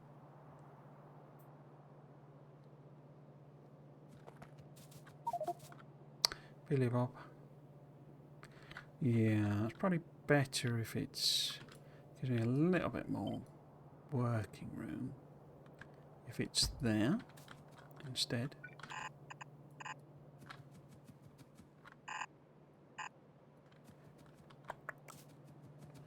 Which means I've got to turn all this around. Brilliant. Okay, so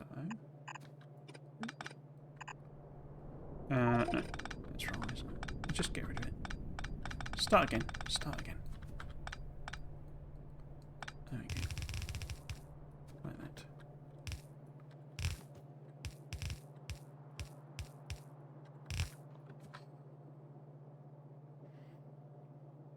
Optimising the fun out of the game is so true. However, right now, I'd like for someone to optimise the annoyance out of building train lines in Satisfactory. It's not as smooth as Factorio. Oh.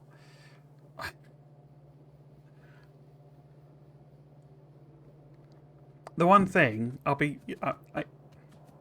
when they introduced the blueprints, I was quite critical. Because they were too small. That was kind of my main big issue with them.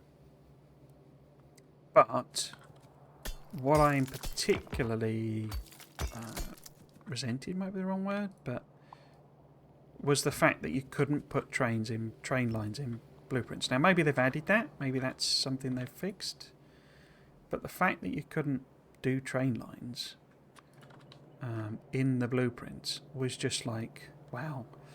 Because the way they've done it with because they use a spline system basically.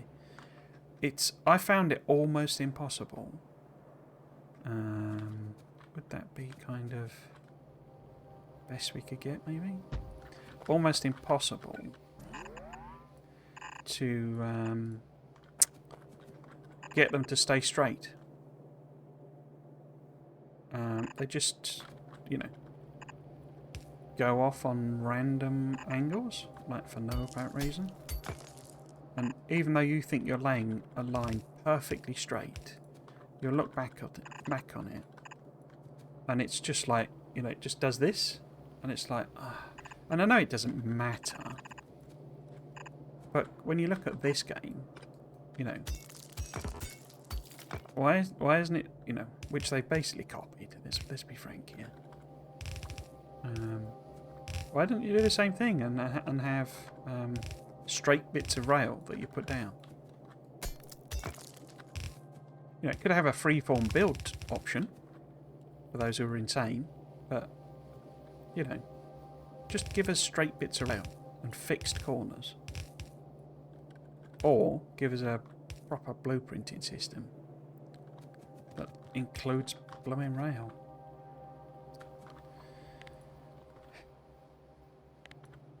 Let's downgrade it. Cool.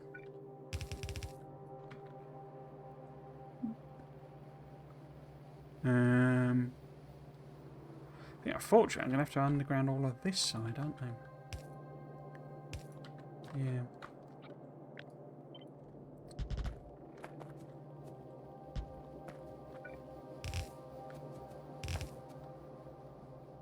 Having said all that, I am quite looking forward to giving it another go.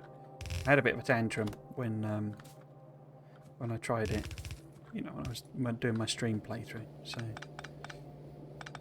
I'm not going to bother until this year for version 1.0. I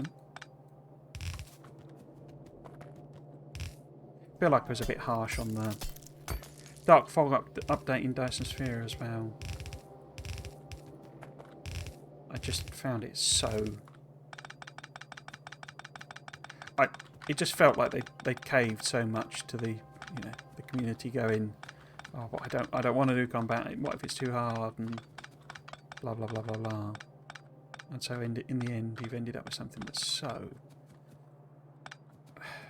just almost non-existent. And I know you can put the difficulty up, but normal difficulty is meant for normal games. It's not, in order to get fun out of this, you have to ramp up the difficulty. That's just not sensible. Cool. So let's see where this ends up, because this doesn't have to be as hard. I know I always double check such quirks when building, but it becomes cumbersome, and once I spent like 20 hours building first time before I realised how it was wobbly, even though it should have been straight. So I don't. It's too into the, how to put it. There are ways of, or I found ways of getting it to do it straight for definite sort of thing, but it's too into the freeform build, as it were. Because it's like it's giving you too much. I don't know how to say it, but it's like giving you too much freedom, basically. That's loading, isn't it? Not unloading. And that's fine in the sense of having a freeform build system is great for what you want to do. But there should be you're talking about an audience of players, really, that is, wants the, ordered, geometric, precise version, not the... although Spaghetti's actually great. I really enjoy deliberately trying to play with Spaghetti nowadays, but, the type of person who's going to play that type of game is probably going to want rigid, geometric, straight lines, It's just the type of game and type of play you're talking about. So having it so that it's literally just spaghetti, and you can't help but end up spaghetti because of how it's built is something I think they should really rethink. It's like another example for them is they seem to be surprised that people wanted the because there's like the world grid now, that you can align everything with the world grid, and they almost seem a bit surprised that it's like, well, why would people want that? That's it doesn't matter that your different factories are not aligned perfectly together, does it? Surely. And again, it's sort of misunderstanding the type of game and type of player, really. The other option is I could take this over here. And that makes... yeah, I think I'll do that, actually. Just gets a bit messy if I have to extend, really, but... Oops.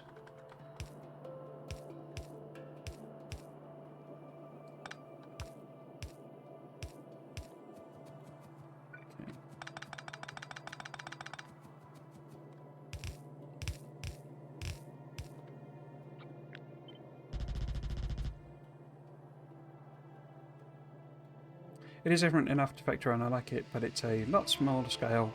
A more meticulous build, so small errors can mess up a lot. I realised I never completed it, so I decided to do it that before 1.0. Yeah,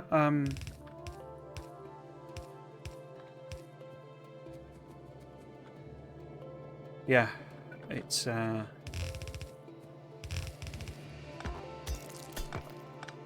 think my sort of point of frustration really was a lot around the, how to phrase it, like the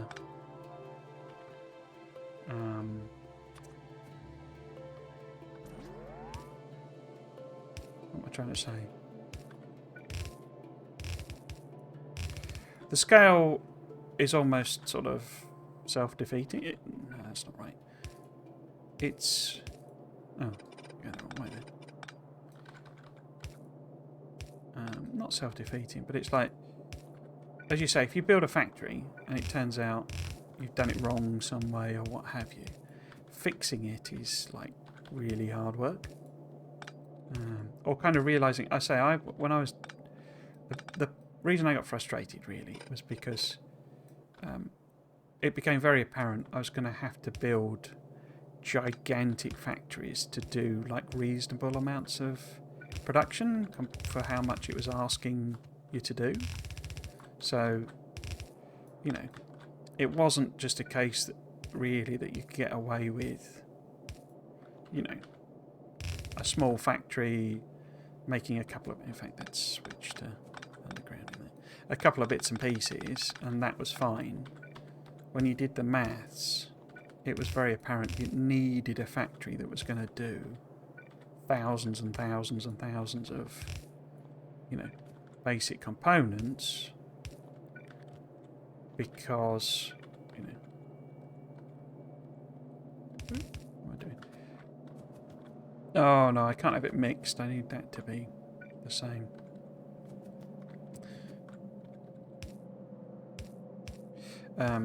Because you just, you know, if you didn't, your factory would have to run for 1,000 hours to make everything that you needed to do the last space elevator thing.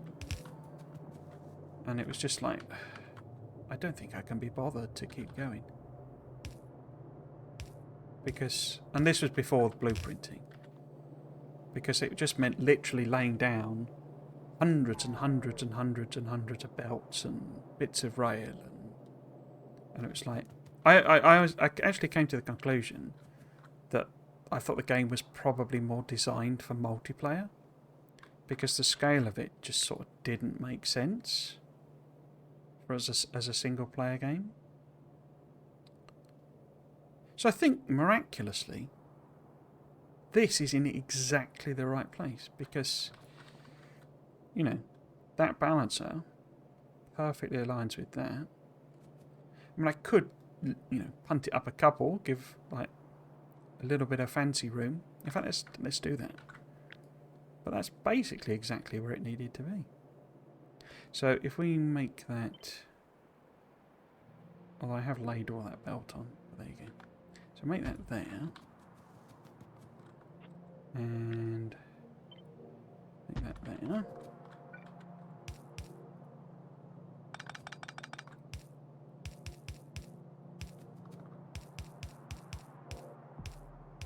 So that means that's a bit tidier there. We then need to move this over. Like so. And this over. Like so.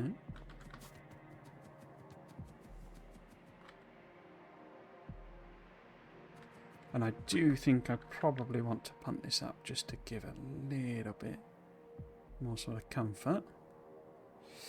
How will I do that? So if I do sort of cut there, and then kind of just nibble, say, that much out, and then pop it back in. There maybe. This doesn't look like it's aligned properly. Oh no, that's fine. Cool. How much belt have I got left? Not too much. Let's pop in what rail we can.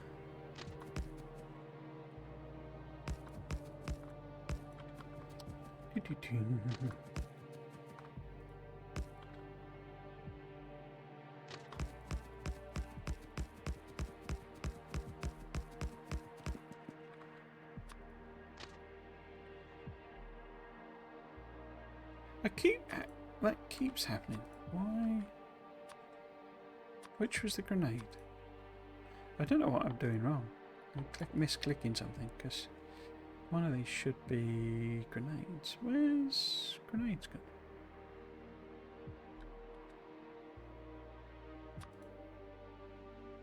Am I going mad?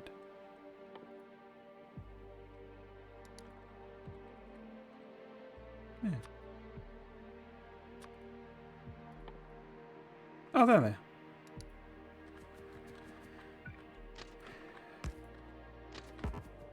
Oh. Trees in way. Trees in way. Right. That.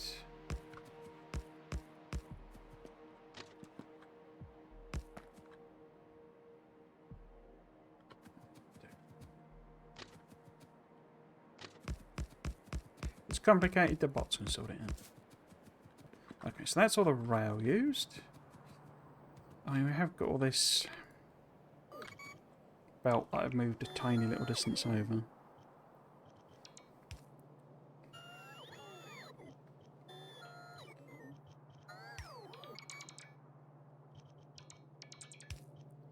Doo-doo-doo.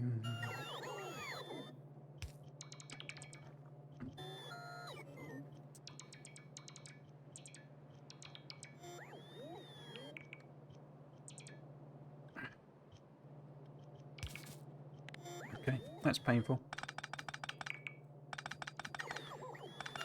There was mention, it was like way back with version 1, I think, pre-version 1, that they did do a thing where they looked at, because the bots at the moment will just like randomly go and kind of do one of the jobs, basically. So, like these guys have been assigned to put down a piece of belt when there's a pick-up belt job that's blocking them.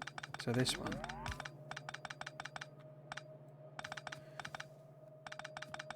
And they did do it. There was I'm sure there was a Friday Facts like ages ago, where basically they had experimented with doing a more optimal allocation. I know we're getting the VOD improvements, but it was slightly different to that. And I kind of hope that we do get that as well, because one of the problems with is like this. You can compensate for it with like speed of bots, essentially.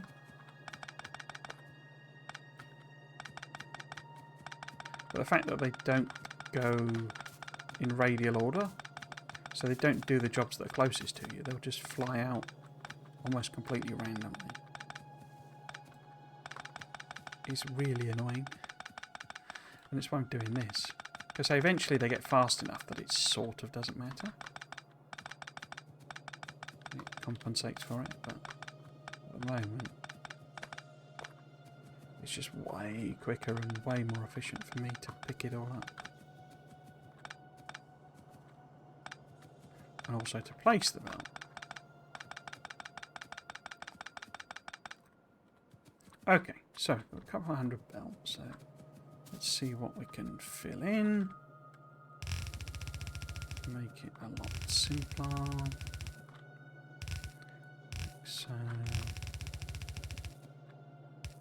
this is weird, these meteorites being sort of incorporeal.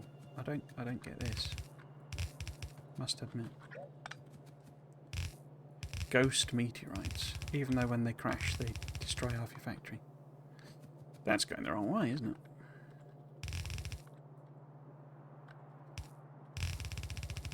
That's better.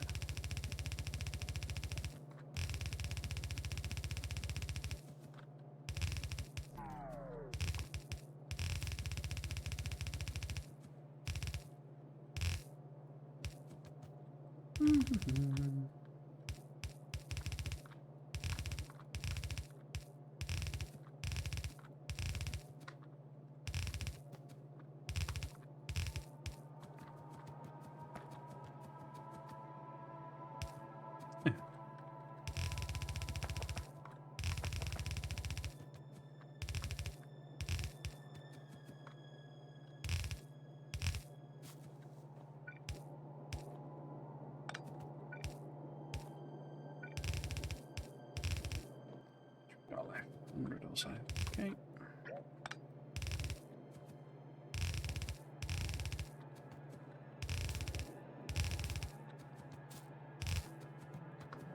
Okay, so that's all of that done.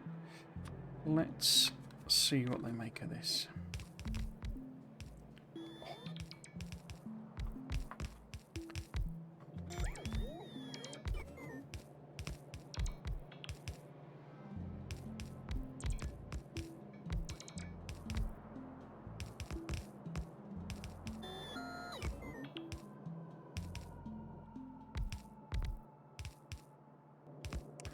Don't think I can do a bot speed without.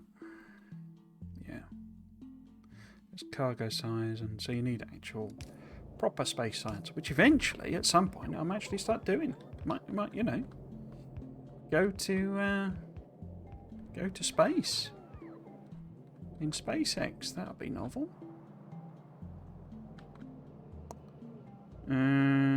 What was I going to check? I was going to see. Okay, so we've got a good stockpile of stuff again. Is it worth trying to do maybe these? We got military 4. How much is that? 150. Okay, let's do that one because it opens up a load of stuff that's looks like it's fun.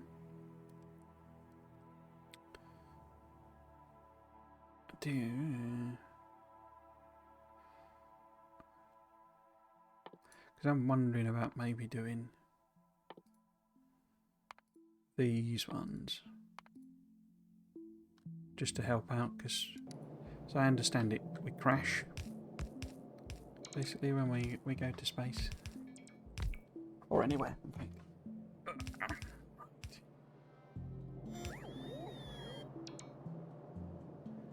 How are we doing?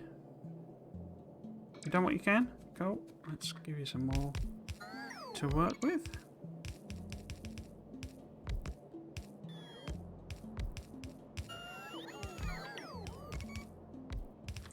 Dooby-dooby-doo. I'm going to need a lot more inserters, aren't I? Probably not long-handed at all. So we can chop that down. I could also probably make some. For right now.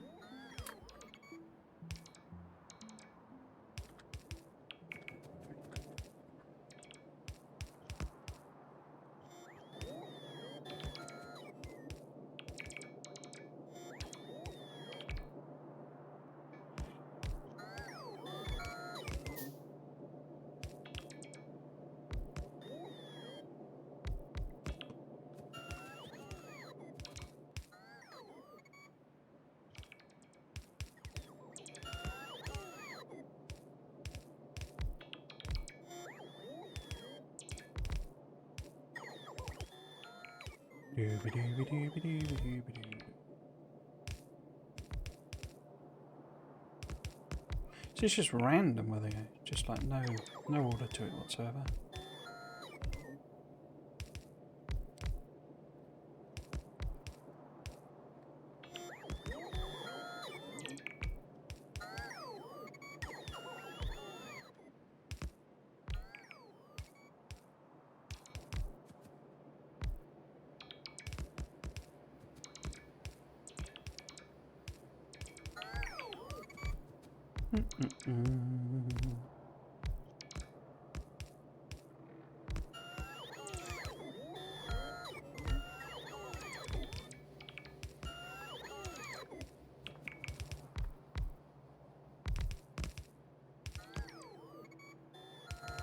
How are we doing that? I was going to say I could pop the train on, I can't though. Okay, oh, I've got a few more bits here. Cool. What about these? So we're out of basically everything, I think, now. We could maybe do some of this.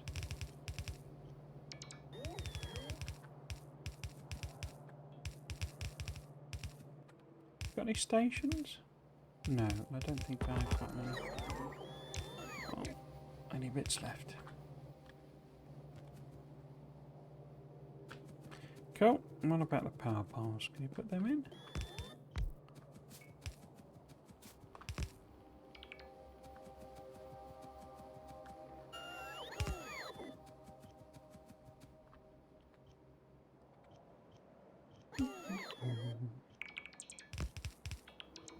Crikey, it's 5:30. Let's at least get. Oops. Let's at least get this done.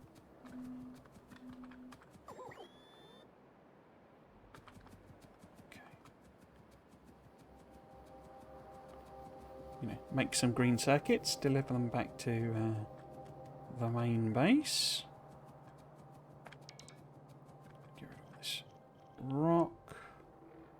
It's just bonkers the amount of rock that SpaceX or alien biomes adds on. Oh, I did that.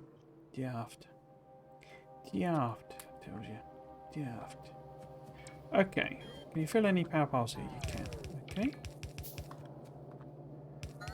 Oops.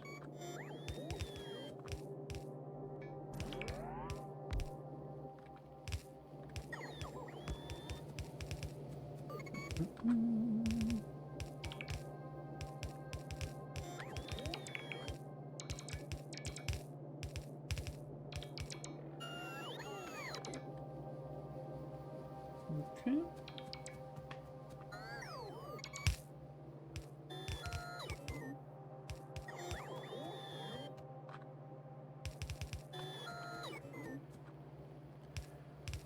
Right.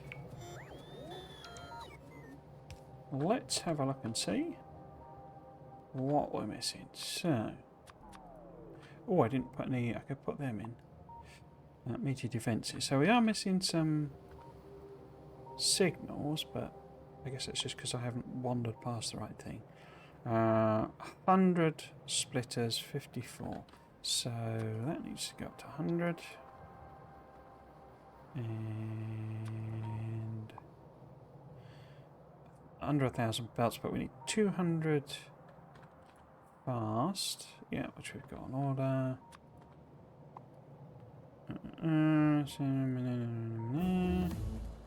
Bing bong bing.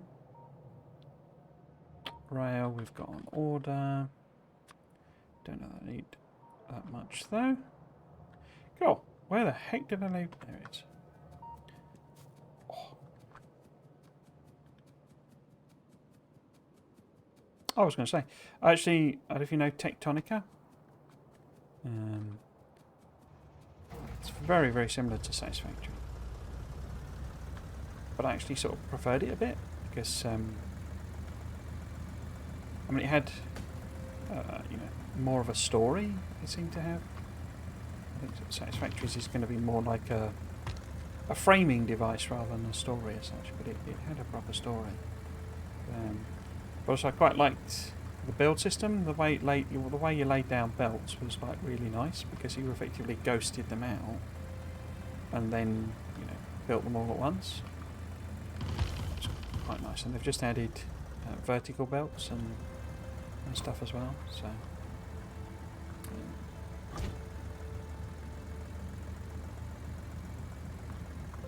but it's also like much more self-restricted because you have to build.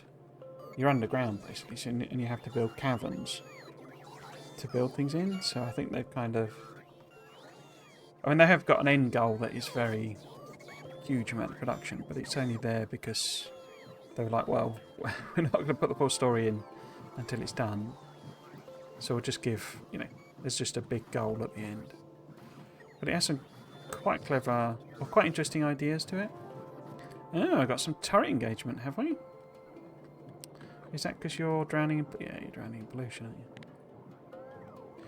aren't you? But for example, science, when you've done a technology, you can actually undo it. And science is something you build. So you build cube things. And if you just build 1 million cubes, they actually speed your factory up. So they're like your speed modules, basically, as well. Quite how that's meant to work as a concept, I'm not sure, but... you can basically research things and then unresearch them to give you more spare cubes and just research something else and then come back again. It's quite an interesting idea.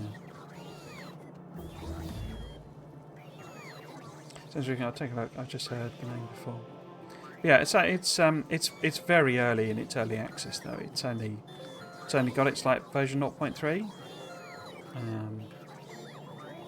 So it's quite, it's a long way off being finished, I think. But I just really quite liked how they'd done the building.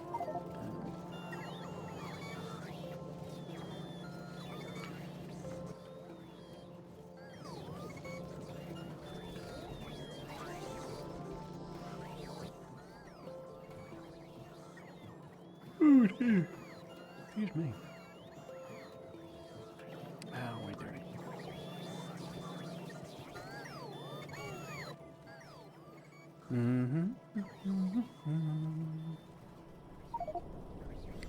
Fiddly Bob. Dumped it in the ocean. Marvellous.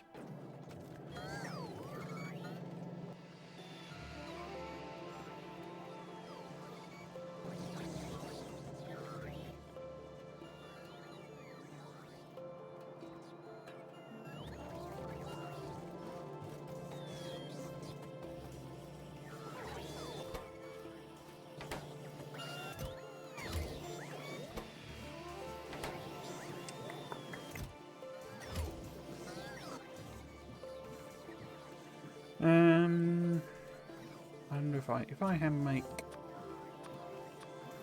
some of them, and it'll bring me the bits and pieces. And then what do we need? We needed. I think I'm gonna run out of room. If I chop this down, maybe, because we've actually got quite a lot of modules. Any more coming? Just a few.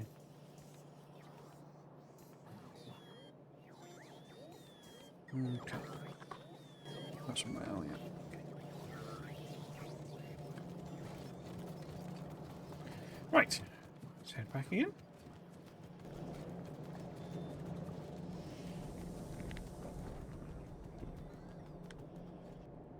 Down there again. Oh, you're coming in at the top, are you? Oh, well, those look new. I wonder when we'll get to find out about bite. Maybe we never will. Maybe it'll just be left as a surprise. I'm really quite hopeful that there's a plan to leave some things for us to discover. I was saying to somebody else on the stream last week that I don't think they could hide the tech tree. I don't think that would make sense, because you've kind of got to know if part of the new game is deciding whether you want foundries first or you want the electromagnetic thing first. You've got to be able to see what the tech tree is and stuff like that. And they, I don't think they'll do anything where it only reveals the tech tree when you get to the planet, for example. So I think that sort of stuff, it almost doesn't matter if they tell us, because, as soon as you open the game, you'll be able to look at the entire tech tree and see all the techs and all of the material you can build and all that sort of stuff. So, oops, didn't mean to get a jump out just then. So keeping it as a secret is sort of a non-thing, really. But I didn't build any of them, did I? 1, 2, 3. I don't think something like biters, they could easily just leave and not tell us a single thing. And then you really do discover it as you go along, because I guess maybe they'd be in the Factoriopedia. But they could do the Factoriopedia so that it only reveals that they could lock off. Only adds entries, once you've gone to the planet type of thing. And I'd really quite like them to keep some stuff secret if they can. I don't think they tell, even if it is something that you could literally, let's say you get to the planet, immediately unlock it. I still don't, I don't think they'll tell us everything in the front effects, but it'd be nice to be the first to discover what the new biters are and how they work and the weirdness of them. for example. You know, in your own playthrough.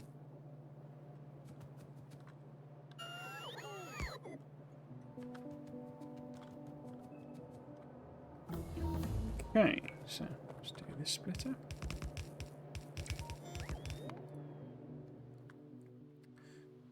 So the rest require the proper space sense. I guess I could set this lab on the go.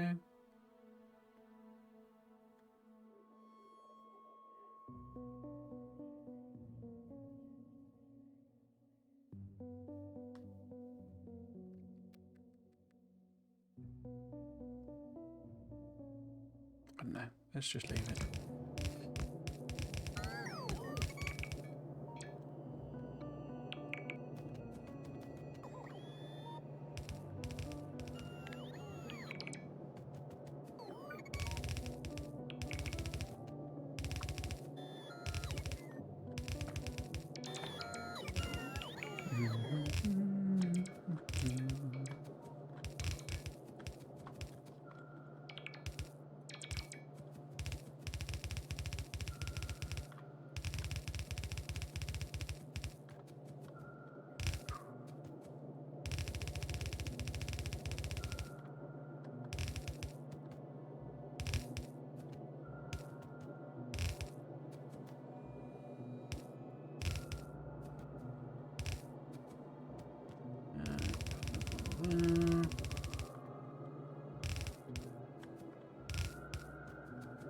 Need to set up fueling, don't I, as well? Forgot about that.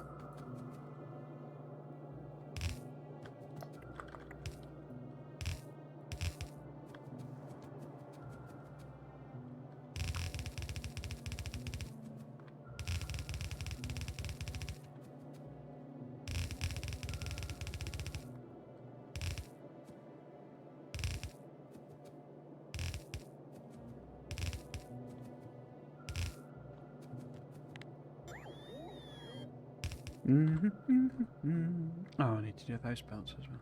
How many belts have I got left? Might actually be a bit short, mightn't it? No, 250. Should be okay.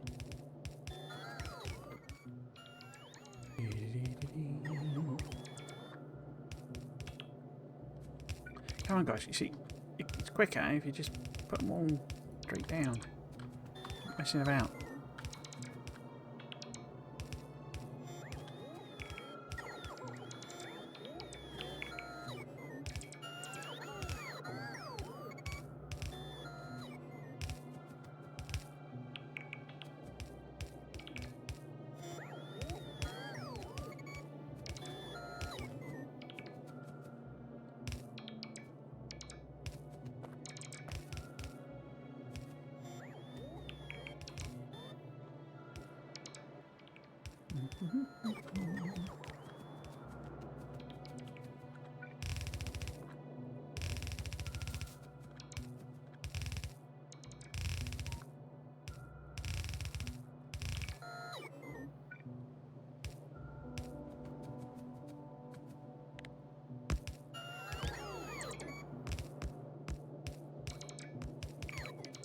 Okay, so this is gonna be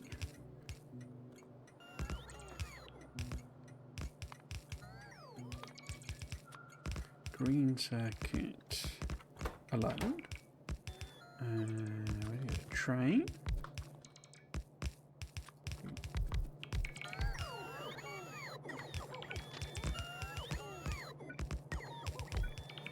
So I need to hook this up because the flashing is driving me insane.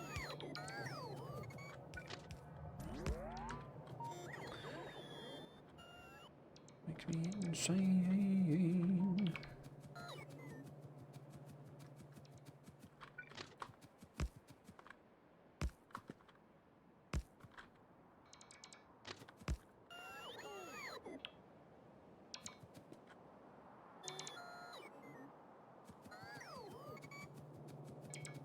Okay, give it another go.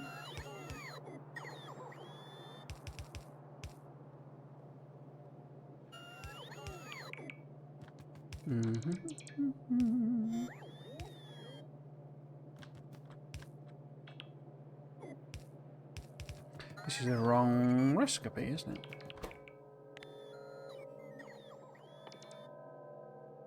That one.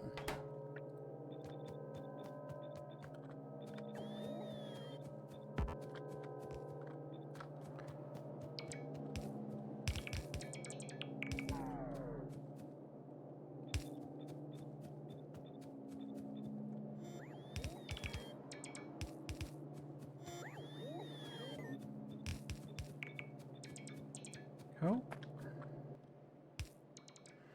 I've only got 21 fast inserters left. Let's see now. What's this bit here? Some missing undergrounds there.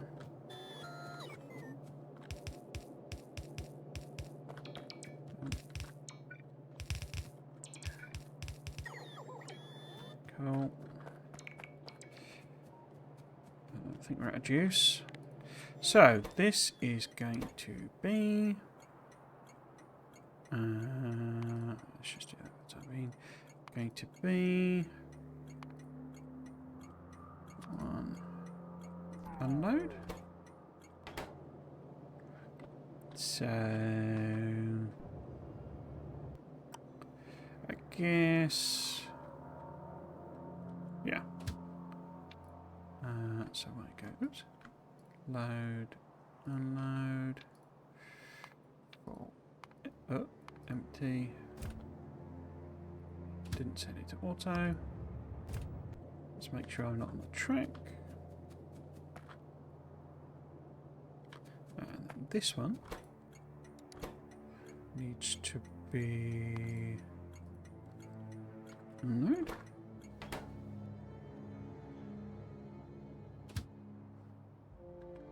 Boop.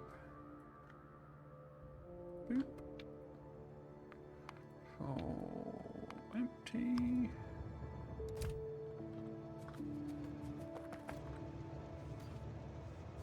Yeah, I think these need to be. Needs to be some fasts anyway. Even if it's not all of them.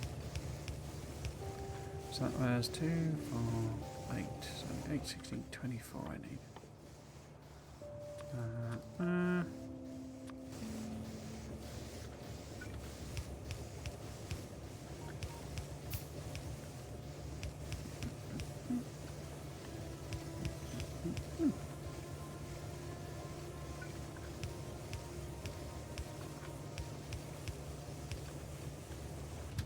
How are you doing? Okay.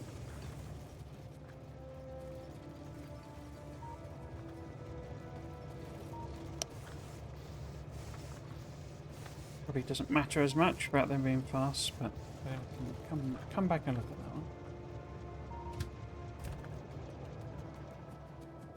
Okay, so that is the copper. We have correctly hooked that up. That's copper as well. This one doesn't have its doobies on, but it is copper. Nah. Those belts are all the way around. Cool, so that's all the copper. And that is the stone plate thingy. Same there. And there. I've only got 70 belts. Yeah. Okay, so this is green circuits coming through, so that's okay.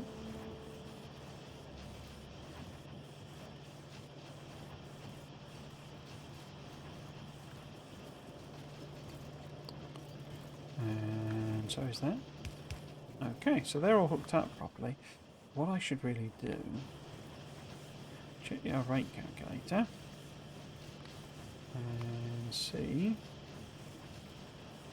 3.5, so actually maybe fasts on here is really, because that's not going to deliver 3.5. 1, 2, 3, 4, 5, 6. I think it may be.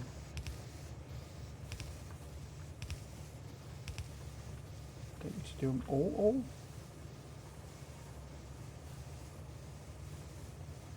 Does that look like 3.5 belts worth? It doesn't. Okay. So we need 5, 6.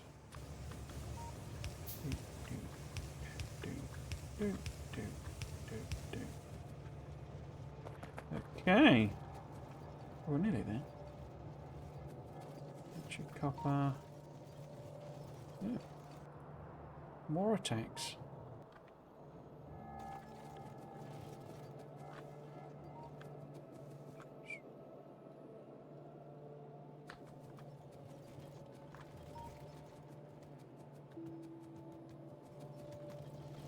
Go. Actual green, actual circuits. Look at that. Editorial promise of video fulfilled. Okay. Now, I need to get fuel into that one.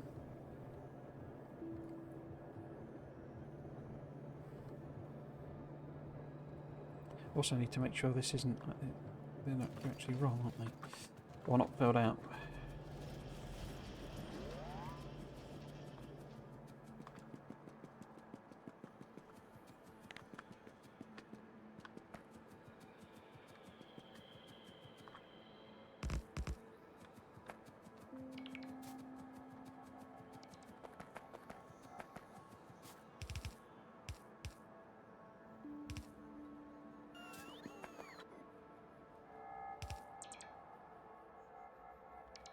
Why are you not putting... Okay.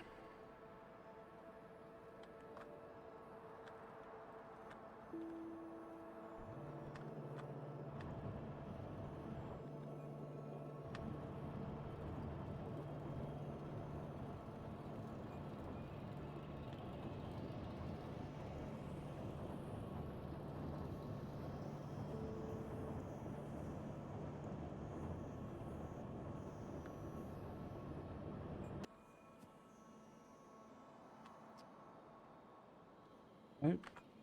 No.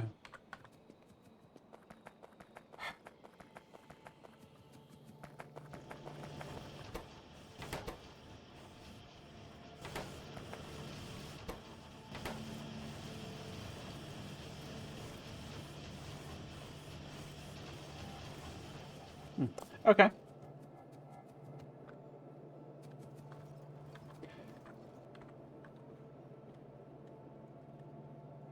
What I'm wondering is whether I basically just put like a fuel train in here, and then that gives me the option. I could do a flipped version of it, you see, and we can have even more green circuits there with no real fuss.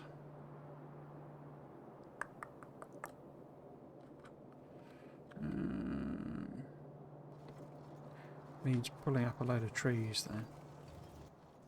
For the time being, I think I'm just going to stick some fuel in it.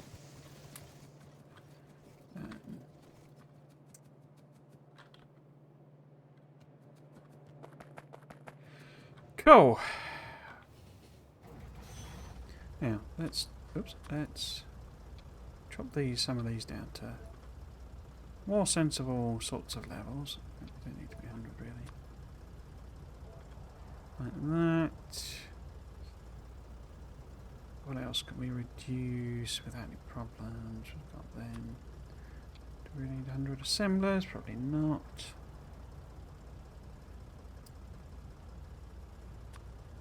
Don't really know why I'm carrying quite so many thingamies. Onto this. Ooh, cluster grenades. Piercing shotgun shells. For all your piercing shotgun needs. Right.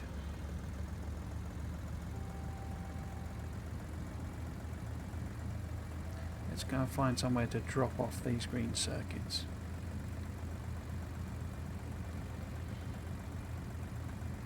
And also consider my massive inconsistencies in where I'm fueling things.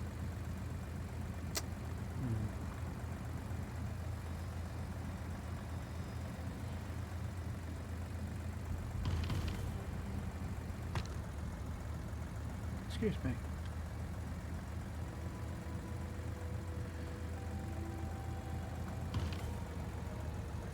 So I think I need to put a little spur on this, basically. Let's let the bots do their botty thing. Yeah, I think if I do a little offshoot here, and we could maybe rack up a bunch of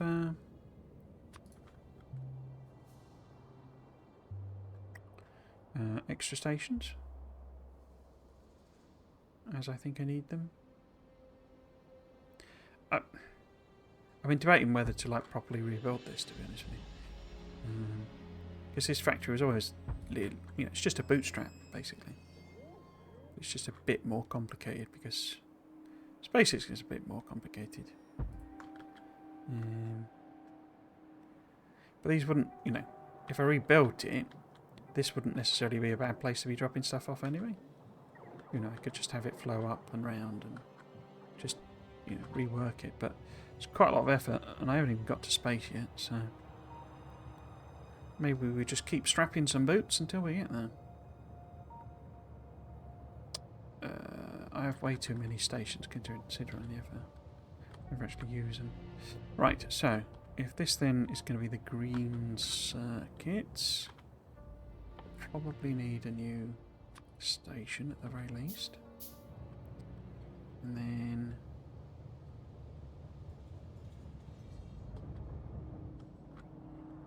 does this not have any kind of balancing on it?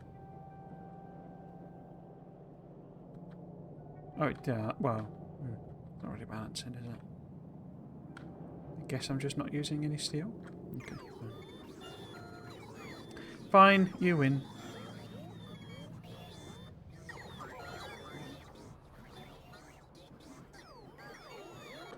Yeah, whatever. What are we doing? Okay.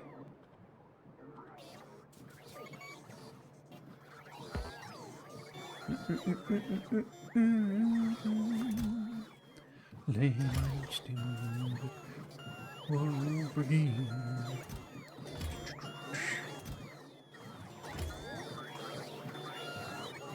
So I do basically have the bits. I'm just not, fueling up a. Well, I'm not. I don't have the bits actually because I need cargo parts, don't I, or something? I can't remember. I did read it, but I've forgotten. Because it was like more than yesterday. I never put the meaty defence on, did I? Nuts. Okay. Okay. And we don't really need 100 of them necessarily anyway.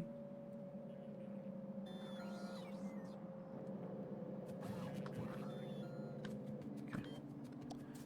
Right. Let's build this station, hook it up, and then we'll consider it all done.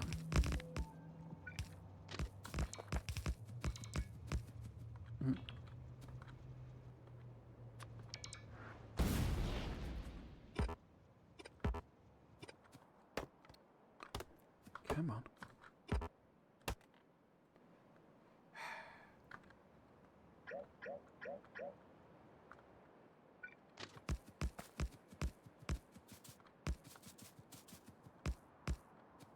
They are getting very friendly down at the outpost, but guess it's to be expected.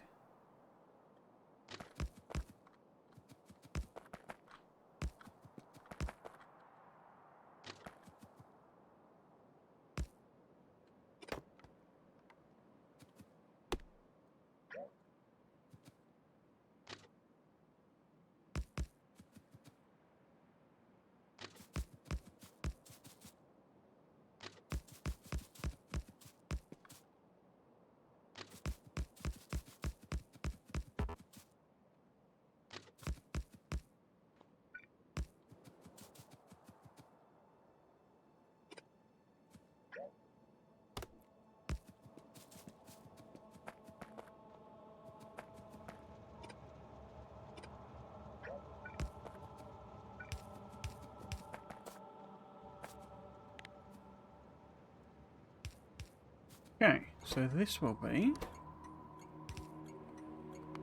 green circuits and load. Awesome.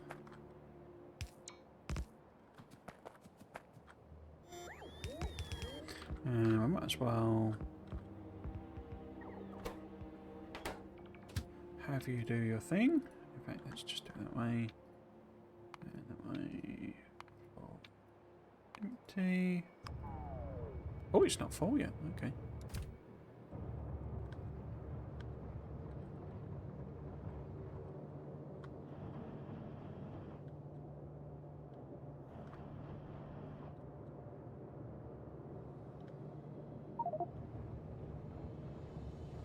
Fiddly bob. I mean, it's a lot of green circuits, isn't it? 16,000 or something on a... Oh no, more than that, isn't it? Because it's 2, 4, 6, 8, 16, 24, 32,000? Just not unsurprising. But let's have it come over here. See if it can run me over.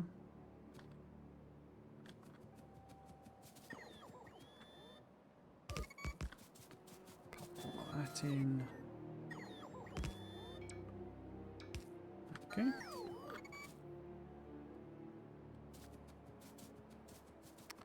Right. Are we going to do the same unloading? I mean, we only want really one lane.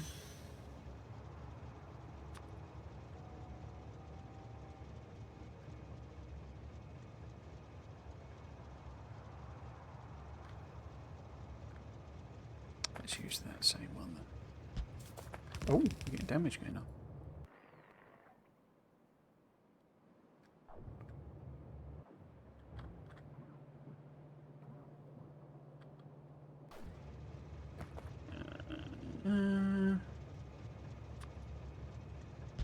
That. Coolio. I might as well literally just copy this, I guess. Boop.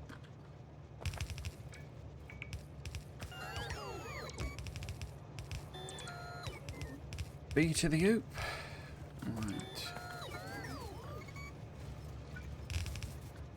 Now where do we want to feed this in?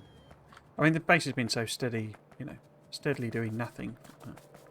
Let's not leave our bots behind.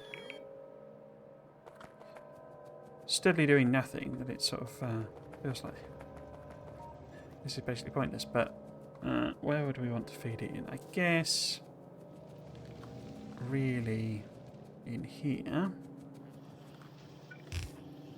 Kind of add it on there essentially. How do we achieve that?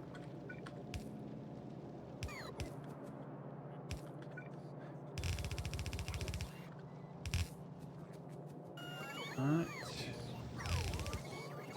Put this down. It's here. I guess. Because I could just run it along one side of that, couldn't I? If I was to put it along that side, would that be okay? Yeah. That would be fine. So then... maybe we take it across there. And that.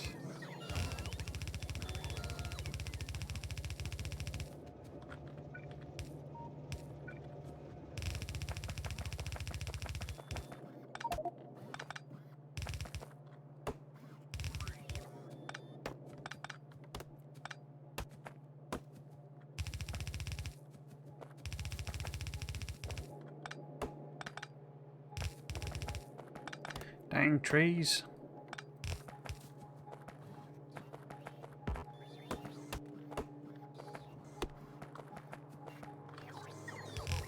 What are you after? Oh, that would.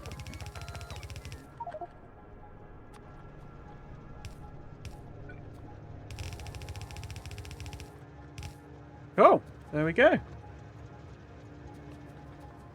There we go. Green circuit's coming in.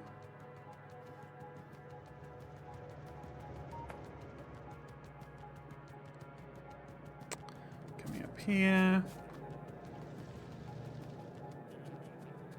And then because they're first in line,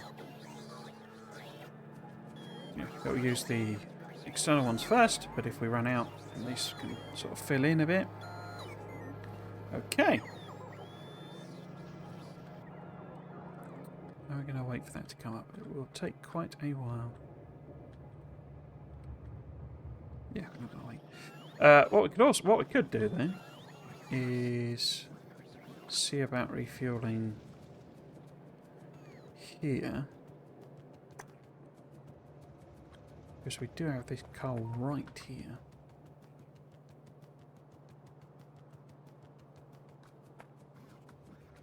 So how about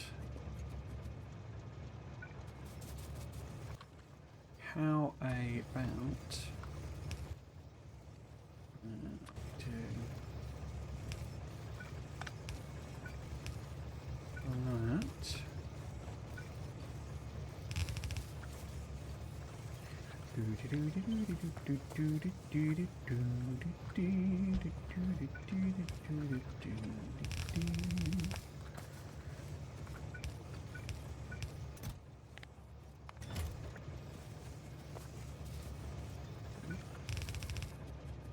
And then if I have it hop over here, so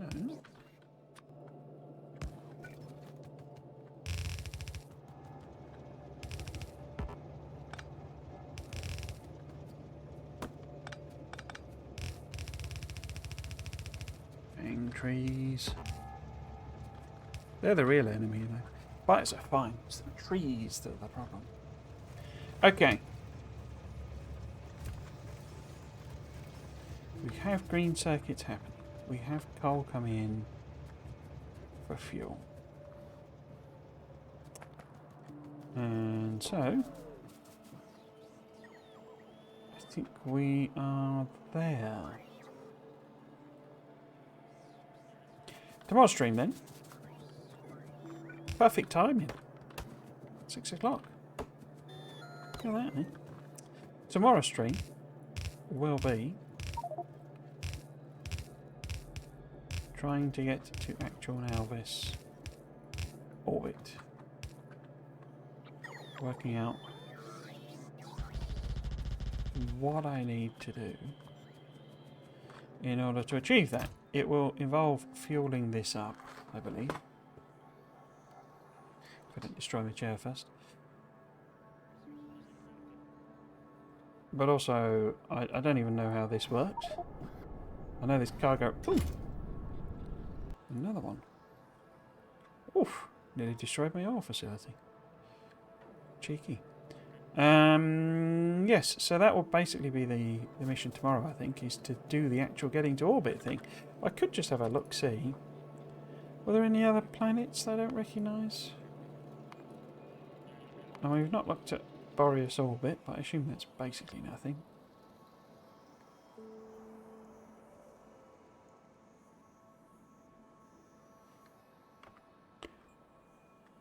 No, nothing there. And what else haven't we looked at? They're quite small, some of these. I hadn't appreciated. I mean, it describes them as moons, I think. Even though I'm not entirely sure what they're moons of. So I've got Deimos orbit. Ooh, some little asteroids. Not got any resources on them. Okay. What else haven't I looked at? So this, it's like, this is the entire map, isn't it? Oh no, that was the one I didn't explore. Okay. Zeagle. Have I looked at? I've not looked at Zeagle at all.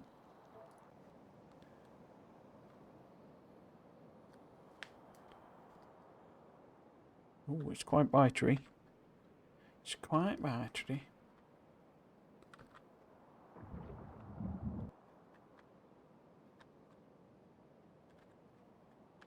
The heck is that? Why has it got a... Oh! That's one of those pyramid-y things. Okay. And then... That's the asteroid belt.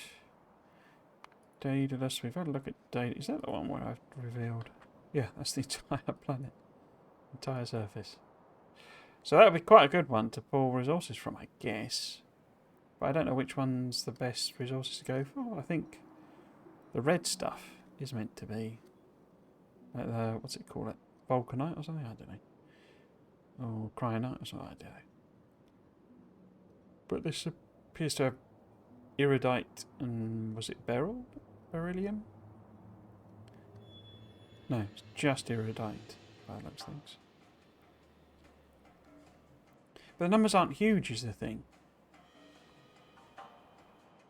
Is that it? I can look on the Explorer thing. Oh! Thank you for the follow, Oxycol. It's very much appreciated. What else? Oh, there we go. It's just not scrolled down. Oh, it's got some uranium on it. Okay. What else have we looked at? We never looked at Daedalus orbit, which I assume is just nothing again.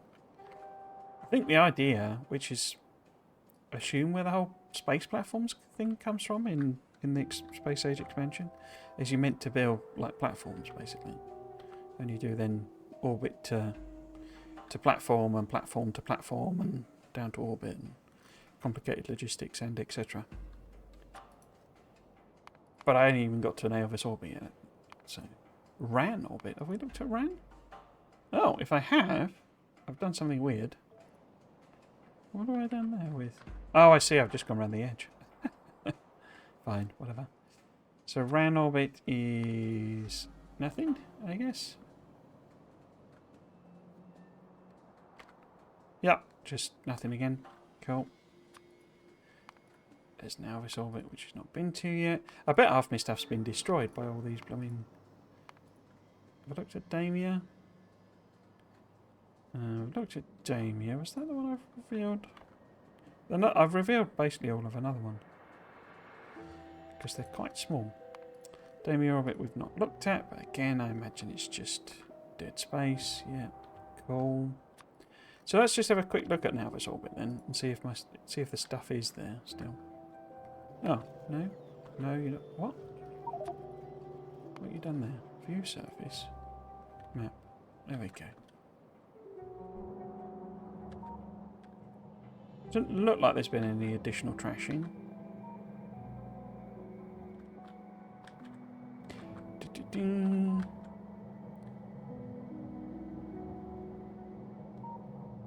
Looks pretty funky, doesn't it?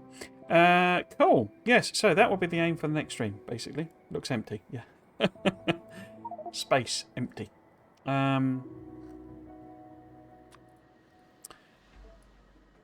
wrong thing. Yes, so the aim next time, tomorrow, will be to spot the schedule up, to get to space, basically. I believe part of that for me will be to build the cargo segments or whatever it calls them, because that's how I believe you build a rocket. I don't know that my production will be high enough to actually achieve that, because I think they're like building normal rockets, but you also have to put loads and loads of fuel in them. So I don't know that my production volumes will let me do that, you know, in the 3-hour stream, depending on if I play a bit. My next task, my next job, is to record the speculation about the Easter egg. So I will probably be doing that rather than playing any more of this evening. But we shall see. I will be back, as I say, tomorrow, exactly the same time, playing exactly the same thing, probably continuing on at exactly the same point with the attempt to get to orbit. We will then have another 2 weeks, I think, before Easter. End of March is Easter in the UK, which and I assume most places, but I now have loads of holiday. Basically, the actual Easter weekend, I'm visiting family, so I won't be streaming. But I now have loads of, holiday. See Moan earlier, where I was saying it's not holiday, it's recovered overtime. But it basically means I'll have like 4 days of just like basically nothing to do. So I might do a couple of streams now that there's more of it. But I'm not going to plan on that. we would then be back up till the end of April, May, when it's my birthday, but also I'm going to a thing called WASD, which is a gaming conference. So I will not be streaming at the end of April, but I may again do some sort of makeup streams, basically. And then I don't know, essentially. As I said earlier, I've got loads and loads of holiday now. So at some point I need to take that. But otherwise, it's just whatever happens, because the plan is to just play this through until I either get bored, really very annoyed, frustrated, or I finish it, basically. So which of those is more likely, I don't know. I might end up doing, I've been thinking about whether I want to do something else, and I might end up doing, interjecting another series just so that I don't, if I do get bored of it or what have you. But so far, I'm actually really enjoying it. I've been surprised. But yes, so that's all of the explanation stuff done. The other thing I usually mention is my YouTube channel, which should have a link on the side there. I put all the VODs for this series and all of that Factorio stuff I've played, of Mega Base and No Spoon Run and what else, Bob's, Angels, Crash Story 2, loads and loads of VODs on there if you wanted to catch up on any of them. They're all there, as well as Satisfactory, Tectonica, Dyson Sphere Program, loads and loads of building and management games, if you're interested in that. But I do, every Friday, I do a speculation run through of the Factorio Friday Facts. It's an enormous amount of fun to do, and people do seem to enjoy it. And and I always like to see the comments, basically, because I like to go off on wild speculations and random thoughts, etc. So it's always really good to get people's ideas as well about what might be coming and what secrets there are in the Friday Facts themselves. So if that's anything you're interested in, then that would very much be appreciated. Oh, subscription as well. Thank you very much, Oxygol. That's very, very kind. Very much appreciated. But I am done for today. I say back tomorrow, same time. But otherwise, all it remains for me to say is if you have been watching, I hope you enjoyed it. And you might consider coming back for another one. I've been Trismegistus. This has been Factorio. Thanks for watching. Cheers.